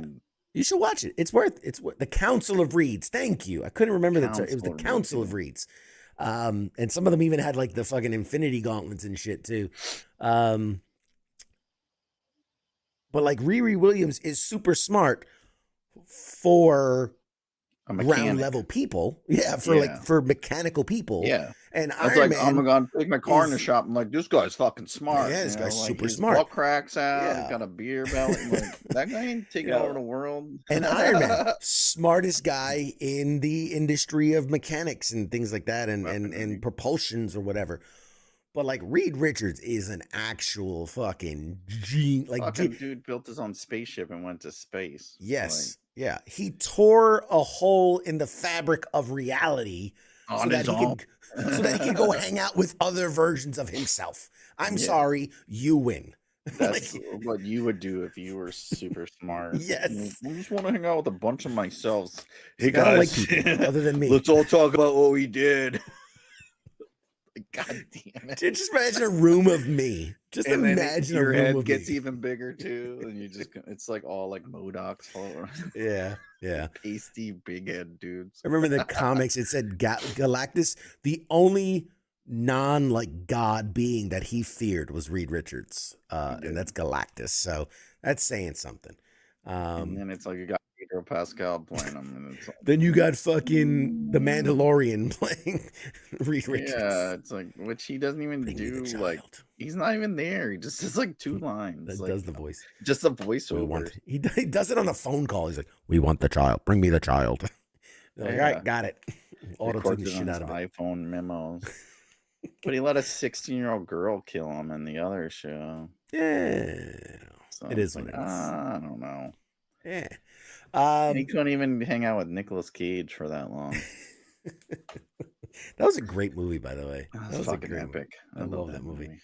But yeah, it's like stop just putting them in everything. That's the only thing I didn't like about it. But yeah, everyone else I think it does. I think they did a good job casting for the most part. It's like you gotta have that draw, and he's hot right now. But it's like, anyways, you know, it'll be. I think it'll be good. I think they learned from what they were doing wrong, and yeah, I do feel like Captain America comes from the old way of they were doing things.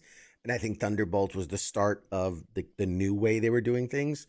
So I do, as badly as it performed, I do think it's going in the right direction, And that and was great, but it just I like really we said, did. Yeah, I Captain liked America, it. it was too close. It was too close. Like, Yeah. Although I will say, if you watching both those movies, do you realize both villains of the movie were hugged into submission? Like like that was how they beat both villains. That's both Red mm, Hulk and Bob are overcome by the power of love. You oh, know, so it's like gay. yeah, like I'm happy with I punching a did see they problem. tried to hug Silver Surfer and she flipped that fucker off. She was like, "Get the fuck off me! Who you think you is This touching ain't my no boy?" peace, love, motherfucker. EO's dead now. If they beat Galactus by hugging him, he's like, you know what can beat him? Stretchy arm hug. I'm fucking out. I'm going right to DC. You're like, Unless that's it's a it. mouth hug. I'm out. You know his mouth could get real big, real big. Mhm. I mean, he's That's in the our. Oh shit! Shh! Don't talk about that. You gotta watch. You the gotta watch only. our version. Oh my god! I just had the most horrible vision that Reed Richards is the only one that could blow Galactus. He's the only one that could stretch that big. That's why he fears him. Because he secretly blows him. That's so terrible. That is so, oh god. Oh, the visions. The And visions. that's why Dr. Doom's so upset. It's like, Oh I wish I god. could do that. Oh god. And then Anyway. we already know it leads in because they showed their little spaceship. So Yeah, there you go. Insomniac has a great point. Here's how I know Thunderbolts did better than Captain America. I still see shorts of the Thunderbolts movie. I've never seen shorts of Captain America's movie. yeah, they just stopped talking about it Yeah. altogether. Just pretend like Like it they didn't didn't even happen. announce it was on Disney Plus. My kids are just like, "Oh, Captain America's on here." Like usually they're like, "Oh, coming soon." It's Yep. like it wasn't announced that it was big on. release announcement. It wasn't announced it was on video on Right. demand. They just secretly were like, Psh, let's just not talk about this. hide it behind Deadpool and Wolverine. Can we delete it? Can we delete this shit? We're trying to delete it. It's Why is it working. not on IMDb? Yeah, they Yeah. just deleted that shit. Just give doesn't it to exist. Tubi. It's like straight to Tubi. Oh man. But yeah, I still see advertisements for Thunderbolts. I think it just came out on video on demand today. Yeah. Actually. Yeah. And I saw that advertisement. But anyways. So, surprisingly, I mean, not surprisingly, Megan 2.0 did terrible in theaters. We called that because how do you go from a horror movie to a action comedy? And I don't know what the fuck they were thinking. Like the Blumhouse guy came out and like apologized for the movie. Really? Yeah, he's like, I'm sorry. We thought it was something it wasn't, and like I don't know what they were thinking with that. And we knew that from the jump. What else? I watch a lot of horror, but when I have free time, which is never, but I watched the fucking Monkey. That was excellent fucking movie. I said it was gonna be, and it was The fucking Monkey. awesome. Which one is Stephen that one? King. It's based off a Stephen King short. Basically the monkey, like, if you ask it, it'll clap his cymbals and then somebody will die. Oh. It's in the family. It's with a bunch of nobodies really in it. It's good. Fucking watch it. I highly recommend it. So and then my brother said Until Dawn was really good. I think that's out now, but I think it's in theaters now. But it's based off the video game we played. Until Dawn. Based on a video game. Oh yeah. I remember it now. God, I forgot about that. Yeah, I didn't know they made a movie of it either. Peter Stormare, isn't it? That guy is in every B movie possible. It's like you need him to be in a movie. Anyway, Monkey was really good. And then you said 28 years later was really good too, which I really enjoyed it. See. I really enjoyed it. You could probably watch it at home. Like it wasn't like you have to see it in theaters, but for me, it's a must watch. It's a must watch. I think, especially if you enjoyed the first or second one, specifically the first. I feel it's more in line with the first than the second, but if you enjoyed any of those, you'll enjoy it. It's good. And it makes me excited for the trilogy that I think the next one they call it like the Bone Temple. 28 years later, the Bone Temple. Yeah, I saw the post when I went to see F1 yesterday. Mhm. They had like free posters or whatever, and on the back of it, it's like a map, I guess, of the country at the time. I don't know. Something. They're like on an island. So Yeah, it was a map of that. It looked like yeah. from like a game or something. Yeah. Anyways, the dude, did you see fucking they're making a Red Sonja movie? They made a Red Sonja movie. I made have a the Red Sonja trailer. movie. I've scheduled it to come on our Facebook page, but I was like, what the fuck? They made Red Sonja? Like, Yeah. I didn't even know there was a story to that. It was just like for kids, like they just marketed to teenage fucking boys, basically. Yeah. That's that. I mean, I don't even know what the story is. I've never seen. I just seen covers, like 1,000 of them. We've all seen those Red Sonja covers. Yeah, I was like, "There's a story to this. They can make a movie." I thought it was just. I didn't even finish the trailer. That's how bad it was. I watched like 13 seconds of the trailer. And I'm like, what? Yeah, Red Sonja. Red Sonja might be one of the panels that I'll be at San Diego. Oh shit! Really? I mean, are they coming on the show? It's great. So excited! Really great. So I'm excited for what they're doing. Hopefully for free. Red Sonja. Yes, very excited to. We're expecting big things from Red Sonja. I took vacation. I came back. And they're like Red Sonja trailer. I was like, what the fuck? I mean, I was like, yes. Yeah. So it looks just stay tuned for my Red Sonja coverage coming from San Diego Comic-Con. Speaking with the cast and crew from Red Sonja. Yeah. Making Toxic Avenger look great. I mean, these kind of, I don't want to say B movie, but these kind of lower, they're making a kind of a resurgence. They're having a renaissance of these kind of independent style, lower budget films. Could tell the people that are still getting that cocaine without fentanyl in it. Hey, you got to do what you got to do. What was the other? There was something else that had came out. Oh, what was it? So Ironheart, which finally. So you haven't seen Ironheart at all? I forgot it came out. It's worth. I mean, it's worth a watch. Honestly, it really they got the Hood, which is such a ridiculous character to begin with. Like even in the comics, I think they did a great job with it. I was never a fan of her. It's also when they were switching to self-comics. Yeah. So I think it's stupid and it's woke Disney, which I don't like. And it's like, get the fuck out of here. Yeah. I mean, I'm waiting for Daredevil season 2. That's Born Again season 2 is going to be good. They've shown that Jessica Jones is back, which we all love. We love some. I thought they showed Michael Coulter. Michael I can't say his last name. Coulter. Fuck. This is why I don't get people on our show who can't pronounce anyone's names. I haven't seen an official announcement, but I've definitely seen some pictures of like, oh look, he's hanging out with the other cast members. Just hanging out. Just how it is when you just hang out around a film set. Like you're just chilling. You've never just hung out with your friends at work. You just show up to their work and just hang out. Trying not to hang out with, like, especially you. This is work right here, baby. It's all work. But yeah, I'm gonna watch it. I mean, kids want to watch it. They fucking love Marvel shit. Yeah, I'll watch it. It's just I haven't had time.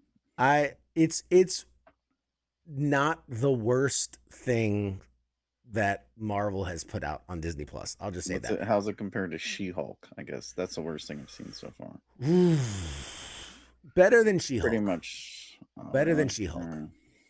If I had to be honest and tell you what I think was the worst product put out, let's see, list of Marvel Disney Plus shows. Yeah.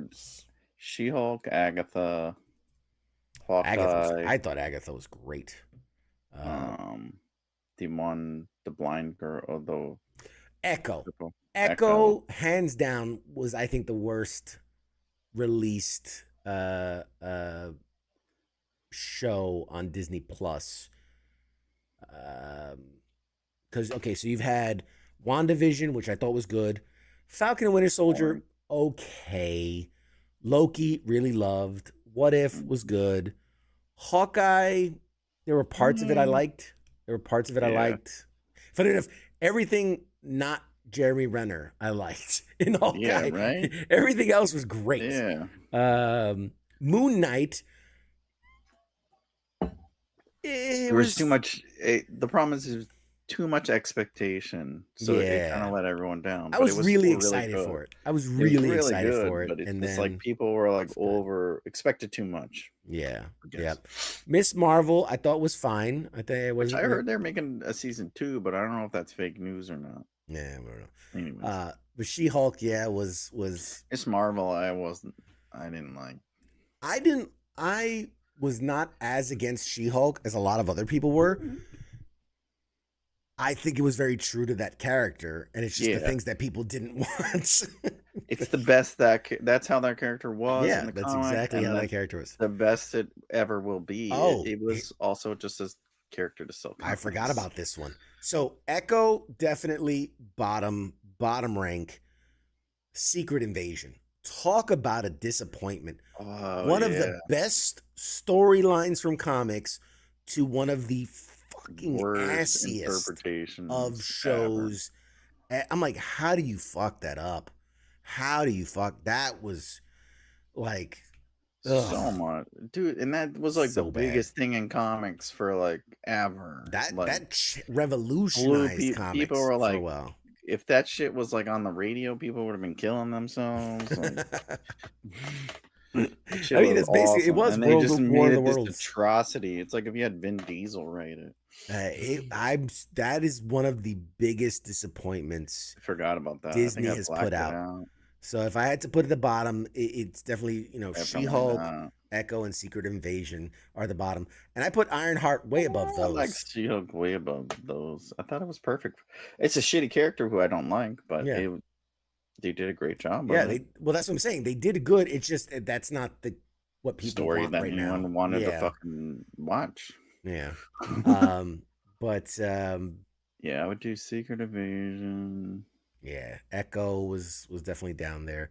I kind of liked Echo, but Agatha All Along I thought was great. Big surprise. I think they did too many episodes for it. It kind of ran long. I didn't like. You're the guy that always complains there's not enough episodes, and now you're saying there was too many episodes. But it's like, I got it. I figured it out like after episode 2. I was like, I got it. Okay, I see where they're going. It's like every episode's a puzzle. Like, okay, yeah. But yeah, WandaVision I felt was like too long. It was boring. But yeah, no, Ironheart's it's worth a watch in my opinion.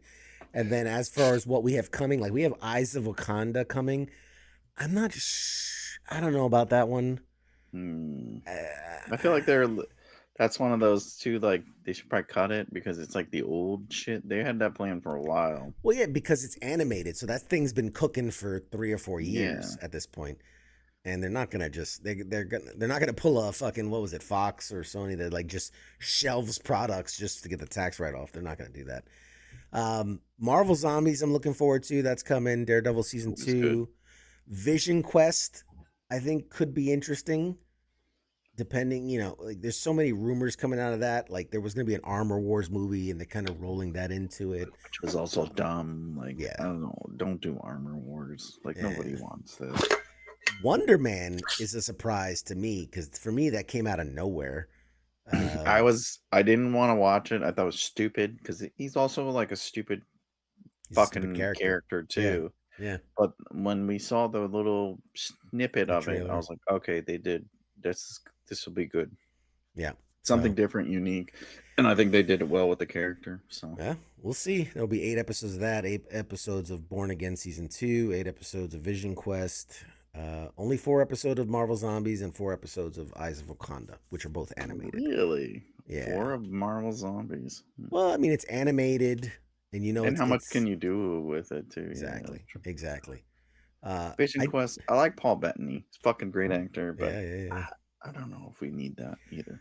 So to answer some of the questions in the chat, I did not forget Loki. Loki's phenomenal, top of the list. That goes without saying. Loki He was said great. that already. We were trying to Yeah. figure out the worst ones. Yeah, we were going from the bottom. Loki's at the top. It is phenomenal. And then Tan, you said Cloak and Dagger. We're talking specifically about Disney Plus shows. Cloak and Dagger was a Hulu original. I want to say that and Runaways. Which That was like the Fox thing, wasn't it? yeah, 20th Century they were I Fox. think they were Fox or Hulu Freeform. Freeform Freeform. was here's the thing. I'll say it. I enjoyed Runaways. I enjoyed Cloak and Dagger. Runaways got 3 seasons and Cloak and Dagger got 2 seasons. Yeah, Runaways was Hulu, Cloak and Dagger was Freeform. I enjoyed it. I thought they were good. It's just you put a show on Freeform, it ain't the fact that they got 2 seasons, that's incredible. And then Runaways on Hulu, 3 seasons, which 33 episodes, I think it was. It was. I mean, you got what you paid for, kind of. Like, I mean, it was good. Yeah, man. This is looking through like the Marvel studio because they had the Netflix stuff. You had the ABC stuff. That's your Agents of Shield, Agent Carter, and Inhumans. Who remembers Inhumans? Woo! Talk about So bad much TV. potential and then such a letdown. Such a But letdown. this is also the problem, which if you're not us, you fucking don't know. And it's like it confuses everyone because it's like you said, like people are like, oh, that was all Marvel. And it's like even the Sony stuff, because they show the Marvel, like the old comic logo, everyone's like, oh, it's a comic book movie. And it's like, it's a Marvel movie. It's like, it's fucking not Marvel movie. You don't see Walt Disney on the front of that bitch. It ain't fucking Marvel. That is very true. That is very true. And all this shit was when they were finding their way. So there was like sucking anyone's dick to get ahead, kind of like we do. Yeah. And that's the like with them saying like, oh, everything's connected, and now them kind of hedging on like certain things are canon and certain things aren't canon. Like, yeah, it's like, well, is pick Agents what of was Shield successful canon? and what wasn't successful. Yeah, that's exactly. Nobody talks about Inhumans anymore, and I'm like, I'm pretty sure there was like a thing on Earth about the Inhumans. It was like a whole thing. We're just gonna that led into Agents of Shield, didn't they? Wasn't the season combined with that, the monoliths and shit? well that's when Sky was found out to be Inhuman, but the Inhuman show was something completely different, like completely different. And then you had the Netflix stuff, the Hulu Freeform stuff, and then there was, people forget this one. This is actually part of Marvel canon that people forget, is Hellstrom. Remember Hellstrom? That was a show, 10 episodes back in 2020 on Hulu, and that plays into the whole like Ghost Rider, Damien, Mephisto kind of evil stuff, and yeah, that didn't last very long at all. So I like the what was it? They did Professor Xavier's son. Oh, that show was pretty fucking good. Captain Wayne, Inhuman. What is an Inhuman? Yeah, the Inhumans are. How do you describe the Inhumans? They're genetically advanced humans. Yeah, It's like, how do we describe? they're kind of like old, like Greek gods, I guess, in a way. Is Kinda. how I looked at them as. They think they're better than everyone else. They're officers, basically, is what they are. They don't do much, and they think they're better than everyone else. Yes, I like that. I like that. Hold on, let's see. I want to see how do you describe Inhumans? Royalty, if they're like the English ruled the superheroes. It was produced. The series censors They were. around. I think the guy that doesn't talk was like a king, and then Yeah, Medusa's he's wife. the king of the whole thing, Black Bolt. There was supposed to be a movie too that was tied into the series, and then it did so badly that they were like they erased its great existence. comic. I fucking loved the comics. It was a good run. It was different and stuff, but he just did a shit fucking job. Yeah, They were their own thing. Like they're kind of like fancy X-Men, like real X-Men, basically. Yeah, because it's weird because they're not mutants, they're not aliens. They lived in the moon. It was They weird. lived on the moon. Yeah, yeah. They're d bags. Yes, they're d bags. Yeah, they're exactly. D-bags. That's They're, what they are. they The guy basically can't were. talk. I don't want to talk to no one. I'll kill you. Okay. If I And talk then to you, I'll kill you. you can't look at his wife because he'll turn to stone. It's like Yeah, stupid. it's a whole thing. It's a whole thing. But yeah, Too many fucking rules with this group. it's what's that old joke? It's the X-Men with extra steps. Yeah, like I don't fucking deal with this shit. It's like it's too much.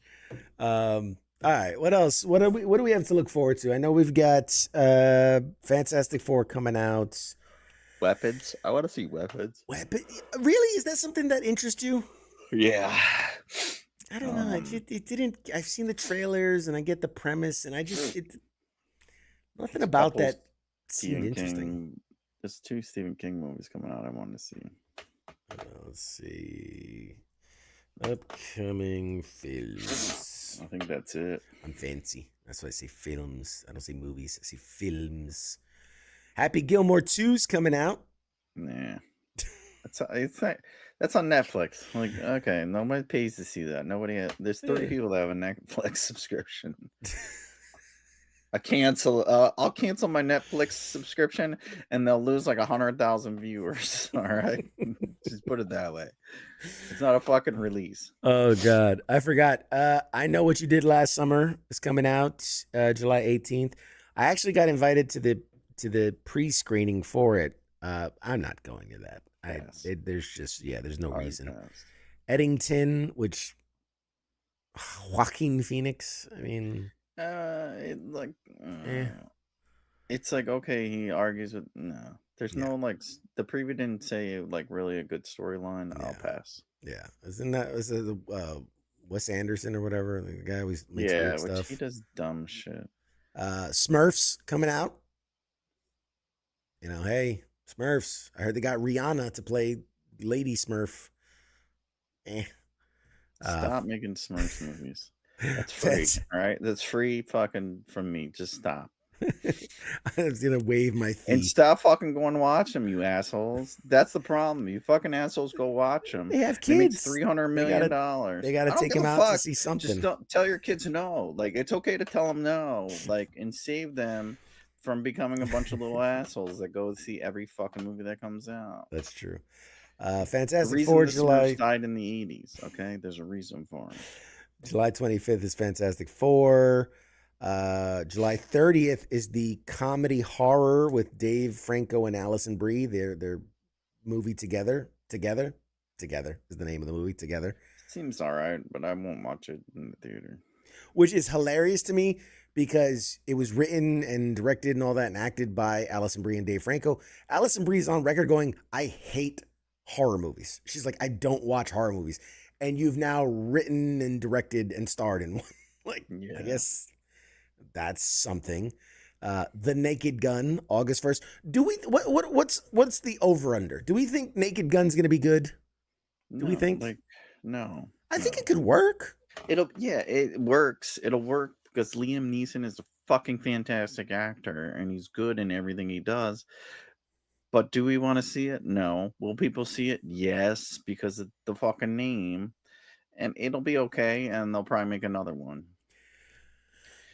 Should anyone watch it? No. Will it be disappointing? Probably. Answer all the important questions. The old ones were fucking annoying too. I fucking hated it. I fucking hate Naked Gun. I hated the guy that was in them. It's fucking stupid. It was not funny.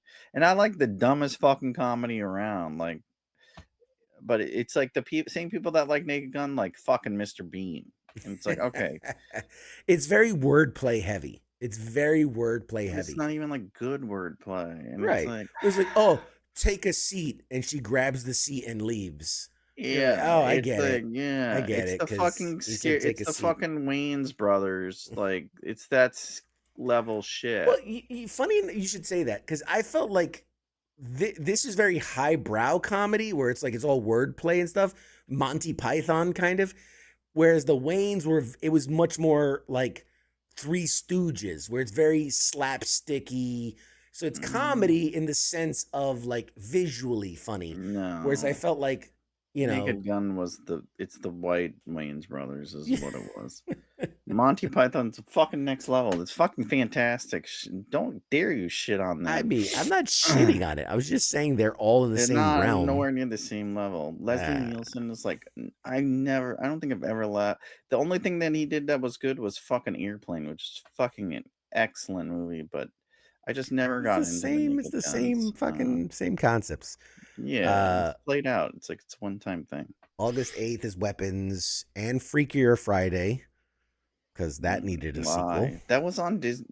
The thing is, like, that was a Disney, like, what do they call them? DComs? And it's like, now you're gonna release it? Like, Yeah. August 15th, Red Sonja. Woo! Looking forward to that. yep. It's totally gonna be Nobody a great movie. I don't know. We'll Nobody talk Part more 2. after San Diego After said, yeah, Comic Nobody. Which also, like, even my wife, we saw the preview for F1, and my wife's like, really? Yeah, there's a reason it's called Nobody. Let's see what else. And they play the Vegas bunch of- Vacation, the vacation theme song. Toxic Avenger, August 29. There's Nope. nothing really. There's Man, nothing else. August to September is just really dry for must-see movies. When's that Tom Hiddleston Stephen King movie come out? I keep forgetting the fucking name of it. It comes out this year. Well, The Long Walk that's a Stephen King one, right? Yeah. Which looks good. I'll watch it, but not Interesting. in the theater. I'm not gonna pay to watch it. That's September 12th. It's Forrest Gump meets Hunger Games. Him, which is a horror sport movie that comes out September 19th. I think Running Man, doesn't that come out this year? Looking through Tron, I think, or maybe that's next year. The Smashing Machine. That's the Dwayne Johnson, Emily Blunt action biography. Looks great. I'll watch that one. October 10th is Tron Ares. Pass. Tornado.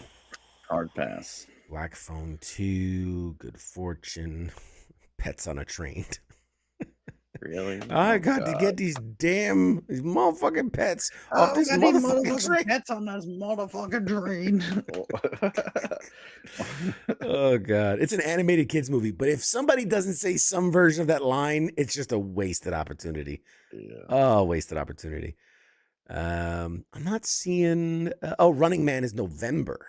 November is Running Man, same as Predator Badlands. Not a fan of what I'm seeing so far in that. Now You See Me, Now You Don't. The third in the trilogy is November 14th.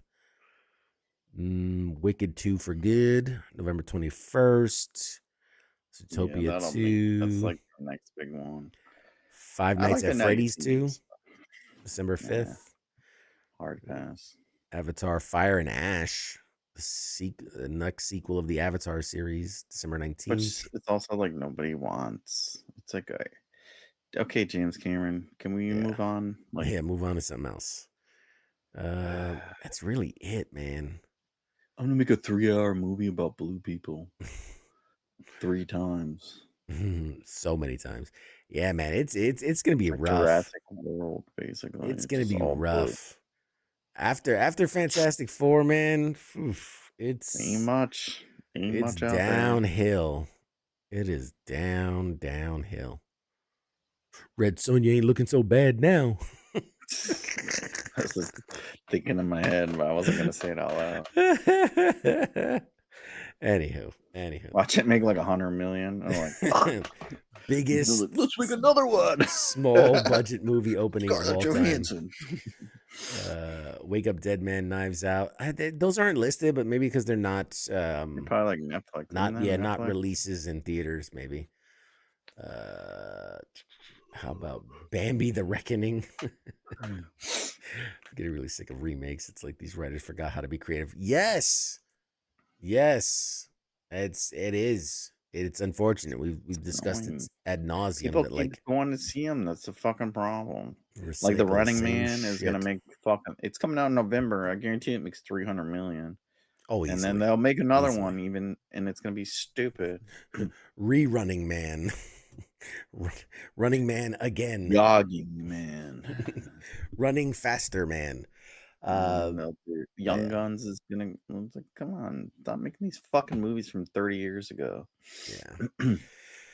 But alrighty, we have reached the end. I know it flies by when you're having a good time, and it's about the time I end up running to the bathroom. So I've pushed it just far enough.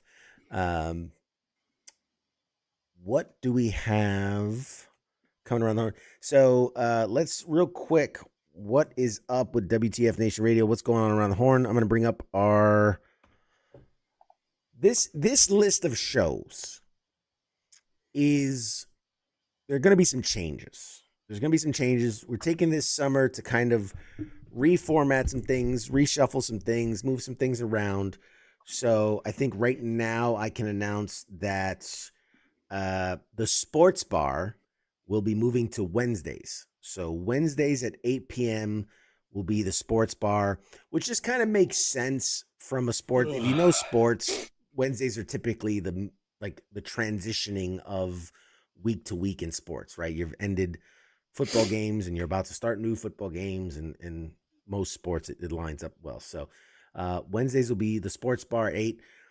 Not entirely sure yet if Smoke Pit is going to move to a later time on Wednesdays or move to the Sunday slot. We're still figuring that out, so we're going to iron that out a bit. And there will be new shows. There will be lots of new shows coming. We're working on that right now. The first priority for us is we are staffing up from a support side of things. So we're going to have some new support staff coming on to help us do more. And then once they're kind of onboarded and ready, we're going to start bringing in some new shows. I think the other one I can announce right now is, if you know King Smith, who does the sports bar, he also does a show called The King and Me, which is kind of a relationship talk show. And so he's going to be bringing that to WTF Nation Radio. So The King and Me will be proudly brought to you by WTF Nation Radio. And I believe that's going to be Mondays at 7 p.m. Eastern. They're going to do an hour, and that'll be the lead into Monday edition at 8 p.m. as usual. So lots of new programming to So we got another show where he does 6 episodes a year. Got it. Cool. I'll say this. We're gonna have anyone that's consistent. Like, I'll say this. Check that on the application. Like, how much do you plan on showing up for work? How consistent are you? No, we both know that it's a race between me and King to see who does the least amount of shows in a given year. But that being said, The King and Me is a show that never misses it, and I think it's more about the me than the king, but she makes sure that they don't miss. So we got some new shows, some new content, some new help around the station. Very excited. I think this San Diego trip, I'll be at San Diego Comic-Con next week, and I think that is going to lead to some really, really great stuff in the future, both from a networking perspective, from a corporation perspective. I'm very excited for what's going to come out of that, and some of the other stuff we got down the pipe. So with that, take it for what it's worth. There's going to be no Smoke Pit this week, I think. I don't remember. I think we'll be back next week. And then... Thursday is definitely Sergeant's Time. Ice is back from his stint over at Bragg. So he's back and he's got lots to say. So tune into Sergeant's Time on Thursday because he has a lot to say. Friday, it is FTX. We're going to be playing games. I don't know what game yet. I don't know. There's this one game I've been dying to try. We haven't cracked it open yet because it's just a little more in depth. It's called like Last Friday. It's like a Friday the 13th kind of game. You're trying to escape a killer in a summer camp kind of thing, but it's like it's huge. It's like this big thing, and you're moving all the pieces. I hate that. That's too much. Yeah, That's exactly it. So yeah, so tune in Friday to FTX. Weekend Co-ops is on Saturday. He's got some stuff he's working on, and we'll have more interviews if Mad Mike doesn't keep bashing celebrities. Yes, yes, that is 100% true. No, if you fucking stop sucking, I won't bash you. All right, ladies and gentlemen, I want to thank you guys for hanging out with us tonight. Hope you had a good time. Let us know. Reach out. You know how to get a hold of us. One thing I will say, my schedule is getting tighter and tighter and tighter. Like, you should see the schedule sheet that I have. It's like every slot's almost filled. Schedule's tighter, butthole's looser. That's the idea. San Diego, baby. The con season is upon us. What I'm gonna do is I already know that there's gonna get to a point where I'm gonna have to choose right between, like, do I go to this thing or do I go to this thing? And so I thought it's gonna be really fun. I might either on like the Patreon or on like the Facebook page or something, put up polls and go like, look, I'm invited to this press screening and I'm invited to this panel and to this thing. Whatever you guys vote on is where I'm going. Since there's only one of me, I can only be in one place, and so I'll let the folks decide when there needs to be a tiebreaker. So keep an eye out also for that. no show August 5th. He's already complaining about how much work it's gonna be. No, dude, I'm gonna be on such a high coming. First of all, and it's gonna be My July- back hurts. July Oh, I did 29th. so July much. Dude, So you're much. talking about August 5th. That's 2 weeks after the con. You're talking about July 29th. When is the con? That was the 26th. 24 through 27. Oh. So I'll be back. I fly back on the 28th, and I'll have a show on the 29th. Oh, so you'll be back when I'm back on the 5th. I know you're not doing the you're not doing the 29th. I'm doing show. the 29th. I'm calling it now. He's not doing Put the 29th. money. If he does the 29th, it's only to spite me. It's definitely to spite you. Most of the things I do is to spite you. When I started this show, I was like, "Hey, Mike, I'm gonna do a show," and you're like, "Nobody's gonna watch that shit." Wants to listen to you for fucking 2 hours. I was like, "That's it. That's what I needed." Sorry, done this show out of spite. And yes, tune in for the Red Sonja coverage. Brought to you by Red Sonja. Pop Culture Warrior brought to you by Red Sonja. I'm gonna be in the middle of Alaska. But yes, there will be, when there become scheduling conflicts. And I think next year, this is a lesson I've learned. I'll close on this. This is a lesson I've learned. When I apply to most conventions, I make sure I say, hey, we're a team of 4. We got camera guys, we got producers, we got the host, all this stuff. May or may not have Mad Mike. Yes, may and most of the time I get it. Worst case, they go, well, we can give you 2 passes. Okay, cameraman and host. I applied for my 4-man team in San Diego, and I was given 1 press pass. So I was like, fuck, that sucks. Not much I can do about it. That's all they've given me.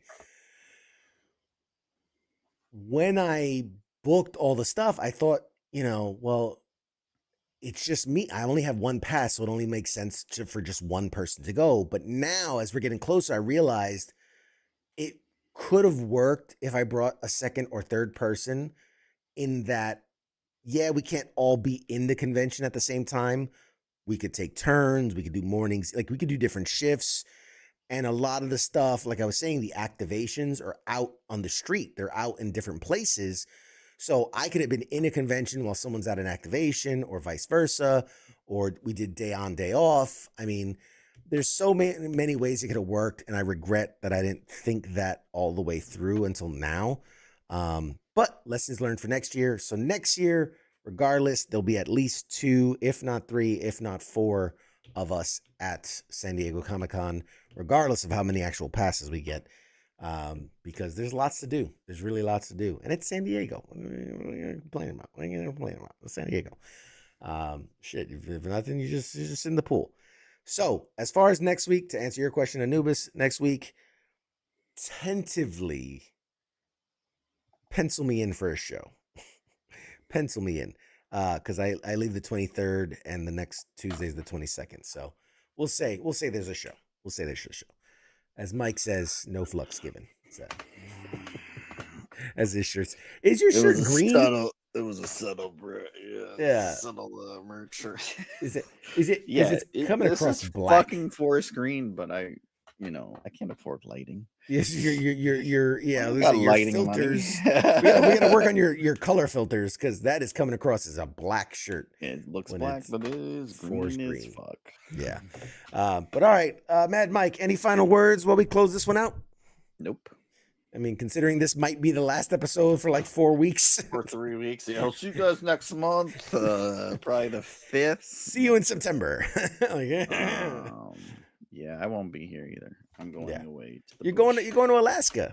You're going to Alaska. You're gonna go Lifelong fish for fucking- some whales. some halibut. Going some whale fishing. Do some halibut fishing, some salmon fishing, club some seals. fondle some bears. Just remember to carry lots of Coke on you, Coca-Cola, because if you run across one of them Arctic bears love cocaine. polar And bears, I'm totally gonna do fucking real life cocaine that's- bear. I was just That's saying, like Florida man goes to Alaska, gives cocaine to bear. doesn't get the reference to next year- snow in Alaska. Next year, you're gonna see Mad Mike the movie. The legend of Mad Based Mike. on true events. That bear is taking up a lot of that snow. He's really that polar bear is real white. All righty. Worst Well, case, it's a news article. what year is that again? Yes, that we're gonna be back. All right, guys. We'll see you next week. If not next week, the week after that. And if not the week after that, definitely the week after that. We'll be back. Sometime within the next couple months, we'll be At back. some point, there will be another episode of Pop Culture Warrior. We you just have- you have my play an word. old episode and not tell anyone. All No, right, you always guys. watch like Letterman and shit. It's just like, oh, fuck, damn, this is one I already seen. You don't realize it until halfway through when the music. How did I know all the answers to Jeopardy? Oh yeah, I've seen Like, this what one. the fuck? I just guessed all the Powerball numbers. To Oh wait, like the it's a Louis repeat. Anderson one. I'm like, I thought he died. How they get him back? You guys are doing stuff. The power of CQ. All right, guys. Thanks for tuning in. We'll see y'all next week. Shuts.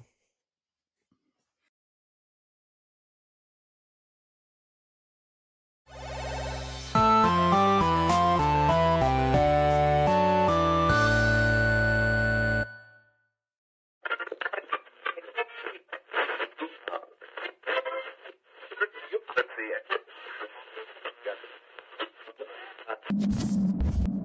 it.